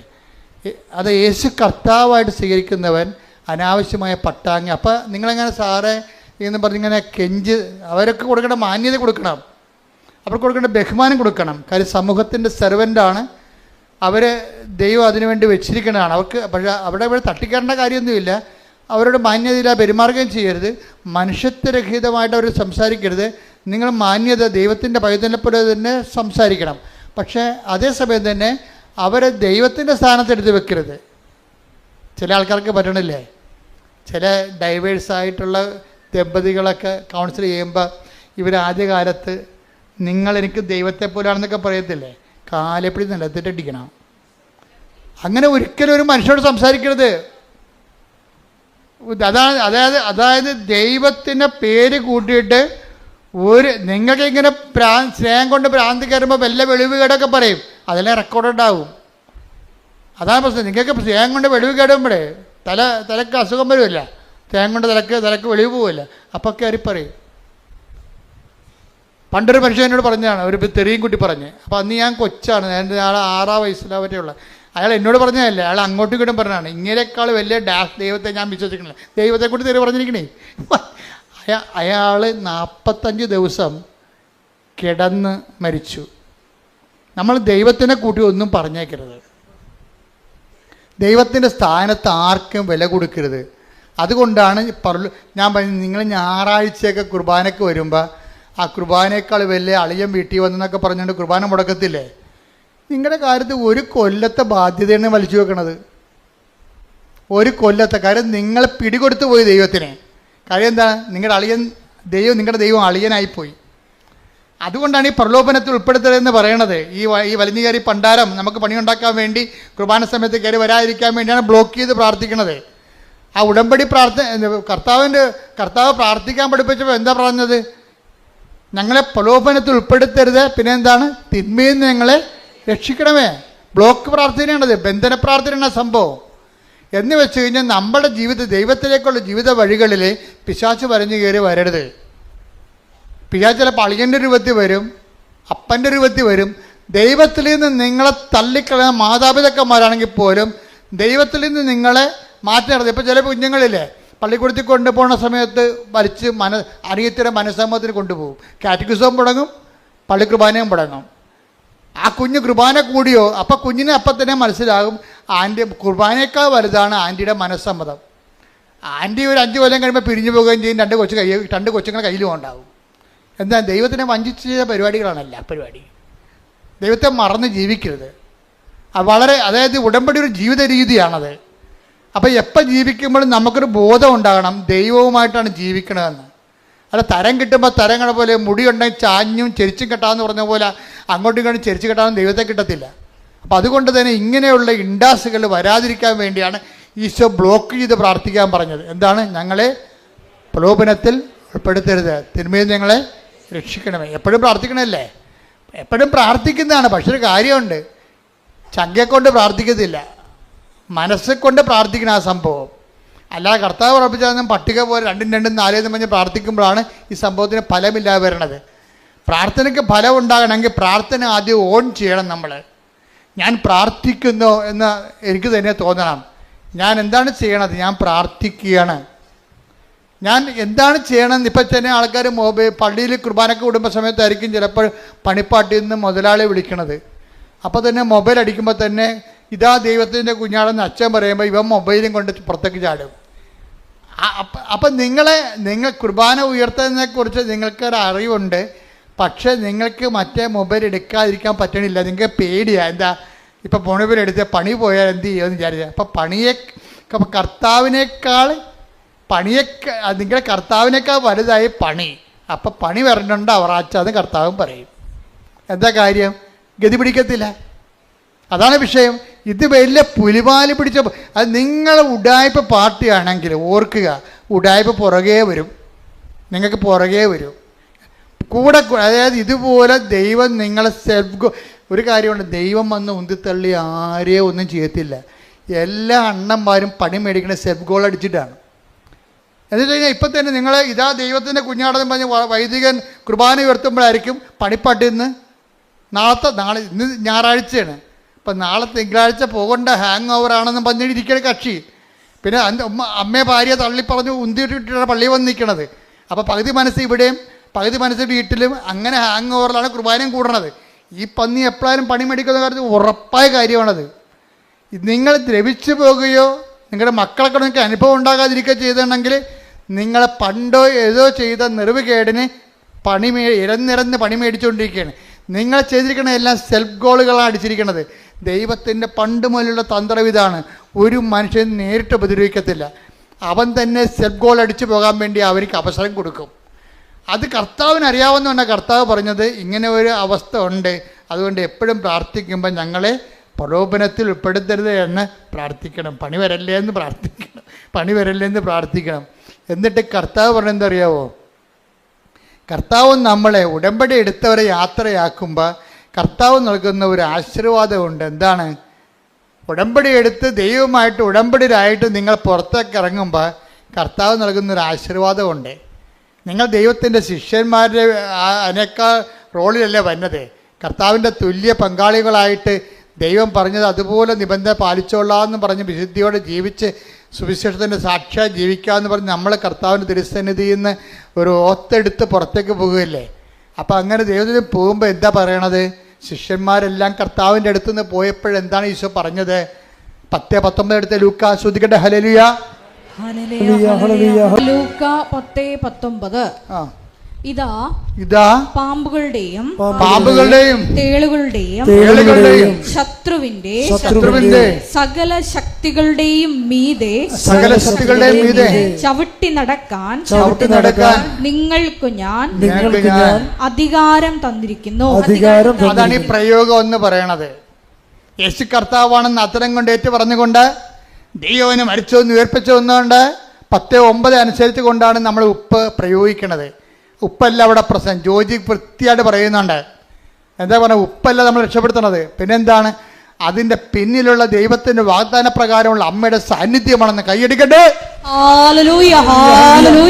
പരിശുദ്ധ പരമദിവ്യകാരുണ്യത്തിന് ആരാധനയും സ്തുതിയും പുകഴ്ചയും ഉണ്ടായിരിക്കട്ടെ. എൻ്റെ പ്രിയപ്പെട്ടവരെ, രോഗസൗഖ്യ പ്രാർത്ഥനയിലേക്ക് നമ്മൾ പ്രവേശിക്കുകയാണ്. വിവിധമായ രോഗങ്ങളെ ശാസിച്ച് കർത്താവിൻ്റെ നാമത്തിൽ ഉച്ചാരണം ചെയ്യുന്ന പ്രാർത്ഥന ചെല്ലുമ്പോൾ നിങ്ങൾ സ്തുതിച്ചുകൊണ്ടിരുന്നാൽ മതി. ഇവിടെ പ്രാർത്ഥിക്കുന്നവരിൽ ഓൺലൈനിൽ പ്രാർത്ഥിക്കുന്നവരൊക്കെ ഇപ്പോഴും പരിശുദ്ധ അമ്മയുടെ മാധ്യസ്ഥത്തിലെ കൃപാസനത്താറ് ജീവനോടെ പ്രത്യക്ഷപ്പെട്ട പരിശുദ്ധ അമ്മയുടെ മാധ്യസ്ഥത്തിലെ ഈശോയുടെ നാമത്തിലെ ദൈവിക ശാസന പ്രാർത്ഥനയുടെ സമയമാണ്. സ്തുതിക്കട്ടെ. ഹല്ലേലൂയ, ഹല്ലേലൂയ, ഹല്ലേലൂയ, ഹല്ലേലൂയ, ഹല്ലേലൂയ, ഹല്ലേലൂയ. കർത്താവിന്റെ ഉന്നതമായ നാമത്തിന് സ്തോത്രം ചെയ്യുന്നു. കർത്താവിന്റെ വിശുദ്ധ പൗരോഹിത്യത്തെ മഹത്വപ്പെടുത്തണമേ. കർത്താവ് സഭയിലുള്ള സാന്നിധ്യം പ്രകടമാക്കണം. കർത്താവിന്റെ വിശുദ്ധ പൗരോഹിത്യത്തെ മഹത്വപ്പെടുത്തണമേ. കർത്താവ് സഭയിലുള്ള സാന്നിധ്യം പ്രകടമാക്കണമേ. 39 വർഷം അർപ്പിച്ച കുർബാനയുടെ യോഗ്യതയായി കൃപാസ്ഥാനത്താറെ ജീവനോടെ പ്രത്യക്ഷപ്പെട്ട പരിശുദ്ധ അമ്മയുടെ മാധ്യസ്ഥതയിൽ കർത്താവിൻ്റെ അവകാശവും ഓഹരിയുമാകുന്ന തിരുസഭയിലെ ഇവിടെ കൂടിയിരിക്കുന്ന എല്ലാ മക്കളുടെ മേലും ഓൺലൈനിൽ പ്രാർത്ഥിക്കുന്നവരുടെ മേലും കർത്താവിൻ്റെ തിരുമുറുപാടുന്ന വലതുകരം അടിപ്പണ പോലെ വൈതാഖനം പോലെ ദൈവികമായ സത്യങ്ങളിൽ നിറഞ്ഞു നിൽക്കട്ടെ എന്ന് പ്രാർത്ഥിക്കുന്നു. മാർഗരോഗങ്ങള്, തീരാവ്യാധികള്, ജീവദുരിതങ്ങള് യേശുവിൻ്റെ നാമത്തിൽ, മാർഗരോഗങ്ങള്, തീരാവ്യാധികള്, ജീവദുരിതങ്ങള് യേശുവിൻ്റെ നാമത്തിൽ മാറിപ്പോകട്ടെ എന്ന് പ്രാർത്ഥിക്കുന്നു. സന്ധിബന്ധങ്ങളില്, മാംസപെസ്സുകളില്, രക്തഞരമ്പുകളില്, ശരീരകോശങ്ങളില് കർത്താവിന്റെ രക്തം പടരട്ടെ എന്ന് പ്രാർത്ഥിക്കുന്നു. സന്ധിബന്ധങ്ങളില്, മാംസപെസ്സുകളില്, രക്തഞരമ്പുകളില് കർത്താവിന്റെ രക്തം പടരട്ടെ എന്ന് പ്രാർത്ഥിക്കുന്ന ശിശുരോഗങ്ങള്, ക്യാൻസർ രോഗങ്ങള്, പിച്ചുല രോഗങ്ങള്, കരൾ രോഗങ്ങള്, കിഡ്നി രോഗങ്ങള്, ഉദരരോഗങ്ങള്, ഗർഭാശയ രോഗങ്ങള്, അമാശയ രോഗങ്ങള്, തലച്ചോർ രോഗങ്ങള്, ശ്വാസകോശ രോഗങ്ങള്, വലിയ രോഗങ്ങള് യേശുവിന്റെ ഉന്നതമായ നാമത്തില്, ശിശുപീഡകള്, പീഡരോഗങ്ങള് യേശുവിന്റെ ഉന്നതമായ നാമത്തില്, സഭയുടെ പ്രാർത്ഥനയുടെ ശക്തിയാൽ യേശുവിന്റെ ഉന്നതമായ നാമത്തില് മാറിയ രോഗങ്ങള്, പ്രശ്ന ക്യാൻസറുകള്, ഉദരരോഗങ്ങള് യേശുവിന്റെ നാമത്തില്, അർശസ് രോഗങ്ങള് യേശുവിന്റെ നാമത്തില്, അർശസ് രോഗങ്ങള് യേശുവിന്റെ നാമത്തിൽ മാറിപ്പോകട്ടെ. പരമദിവ്യകാരണത്തിന് ആരാധനയും സ്തുതിയും പുകഴ്ചയും ഉണ്ടായിരിക്കട്ടെ. മക്കളെ, പരീക്ഷ എഴുതുന്ന കുഞ്ഞുങ്ങള്, പരീക്ഷ റിസൾട്ട് പ്രതീക്ഷിക്കുന്ന കുഞ്ഞുങ്ങള്, അവർക്ക് ഉപരി വിദ്യാഭ്യാസത്തിന് ആവശ്യമായ റിസൾട്ടുകൾ ലഭിക്കുന്നതിന് വേണ്ടി ദൈവത്തിന്റെ കരുണയ്ക്ക് വേണ്ടി പ്രാർത്ഥിക്കുന്ന, അതുപോലെ തന്നെ വസ്തു വിൽക്കാൻ ആഗ്രഹിക്കുന്നവർ, വിറ്റുമാറാത്തവർ, അതിൻ്റെ പേരിൽ കടങ്ങൾ പരിഹരിക്കാൻ പറ്റാത്തവർ, ജപ്തി നടപടികൾ നേരിടുന്നവർ, ജോലിക്ക് ഇൻ്റർവ്യൂ ടെസ്റ്റ് അതിനൊക്കെ പോകുന്നവരെ, അതിന് റിസൾട്ട് പ്രതീക്ഷിക്കുന്നവർ ഒക്കെ ഇപ്പോൾ സമർപ്പിച്ച് പ്രാർത്ഥിക്കുന്ന സമയമാണ്. വൈവാഹിക ജീവിതത്തിൻ്റെ തടസ്സങ്ങൾ വർഷങ്ങളായിട്ടും വിവാഹം ഒത്തുവരാത്തവർ, വിവാഹത്തിന് പിരിഞ്ഞുപോയ ദമ്പതികൾ ഒരുമിച്ച് താമസിക്കാൻ ആഗ്രഹിക്കുന്നവർക്ക് കർത്താവിൻ്റെ കൃപ ലഭിക്കുന്നതിനെ പ്രാർത്ഥിക്കുന്ന, മക്കളില്ലാത്തവർ, അതുപോലെ വീടില്ലാത്തവർ, വഴിയില്ലാത്തവർ, പലതരത്തിലുള്ള വിഷമം അനുഭവിക്കുന്ന, സാങ്കേതികവും നിയമപരമായ കുരുക്കിൽ അകപ്പെട്ടിരിക്കുന്നവർ കർത്താവിൻ്റെ കൃപയിൽ അതെല്ലാം വിട്ടുമാറുന്നതിന് വേണ്ടി പ്രാർത്ഥിക്കുന്നു. അന്യരാജ്യങ്ങളിൽ, വിദേശ രാജ്യങ്ങളിൽ വിസ പ്രോസസ്സിംഗ് നടക്കുന്നവരെ, വിസ വീണ്ടും പുതുക്കി കിട്ടാത്തവർ, അതുപോലെ തന്നെ പലതരത്തിലുള്ള ജീവിത പ്രശ്നങ്ങൾ അനുഭവിക്കുന്നവർ, തൊഴിൽ പ്രശ്നം അനുഭവിക്കുന്നവർ, അവിടെ മേലെല്ലാം ദൈവത്തിൻ്റെ ശക്തി ആവശ്യിക്കുന്നതിന് വേണ്ടി പ്രാർത്ഥിക്കുന്ന, പഠിക്കുന്ന കുഞ്ഞുങ്ങൾ, കൊച്ചുമക്കൾ, ഗർഭിണികൾ, ഗർഭിണിയുടെ രോഗങ്ങൾ, അതുപോലെ ആശുപത്രി ആയിരിക്കുന്ന മക്കള് അവിടെ മേലെല്ലാം കർത്താവിന്റെ കണ്ണയ്ക്ക് വേണ്ടി ഇടിമുഴക്കം പോലെ സ്തുതിക്കട്ടെ. ഉന്നതമായ നാമത്തിന് സ്തോത്രം ചെയ്യുന്ന കർത്താവ്, നിന്റെ വിശുദ്ധ പൗരോഹിത്യത്തെ മഹത്വപ്പെടുത്തണമേ. കർത്താവ്, സഭയിലുള്ള സാന്നിധ്യം ദൃഢമാക്കണമേ. 39 വർഷം അർപ്പിച്ച കുമാരയോഗ്യതയാ, ജോലിയില്ലാത്തവര്, വീടില്ലാത്തവര്, വെളിച്ചമില്ലാത്തവര്, വഴിയില്ലാത്തവര്, കർത്താവ്, എല്ലാ തരത്തിലുള്ള തടസ്സങ്ങൾക്ക് ജപ്തി നടപടികൾ, സാമ്പത്തിക കടങ്ങളാൽ കുട്ടികൾ വരുമാന മാർഗമില്ലാത്തവർ, ജീവിതമാർഗം മുട്ടിപ്പോയവര്, കർത്താവ്, സാമ്പത്തിക കടങ്ങൾ അവകാശിക്കുന്ന കടക്കാര്, കടം കൊടുത്തുവിട്ടായില്ലാതെ കർത്താവ് നാടുവിട്ടു പോയാൽ ചിന്തിക്കുന്നവര്, ഇങ്ങനെ വ്യത്യസ്തങ്ങളായ ജീവിത രീതികളിൽ ബാങ്ക് ജപ്തികളും നടപടികളുണ്ടായി സാമ്പത്തിക നടപടി നേരിടുന്നവരെ, പോലീസ് നടപടി നേരിടുന്നവരെ, കോടതി നടപടി നേരിടുന്നവരെ, യേശു ക്രിസ്തുവിന്റെ ഉന്നതമായ നാമത്തില് മാർഗ തടസ്സങ്ങള് യേശുവിന്റെ നാമത്തിൽ മാറിപ്പോകട്ടെ.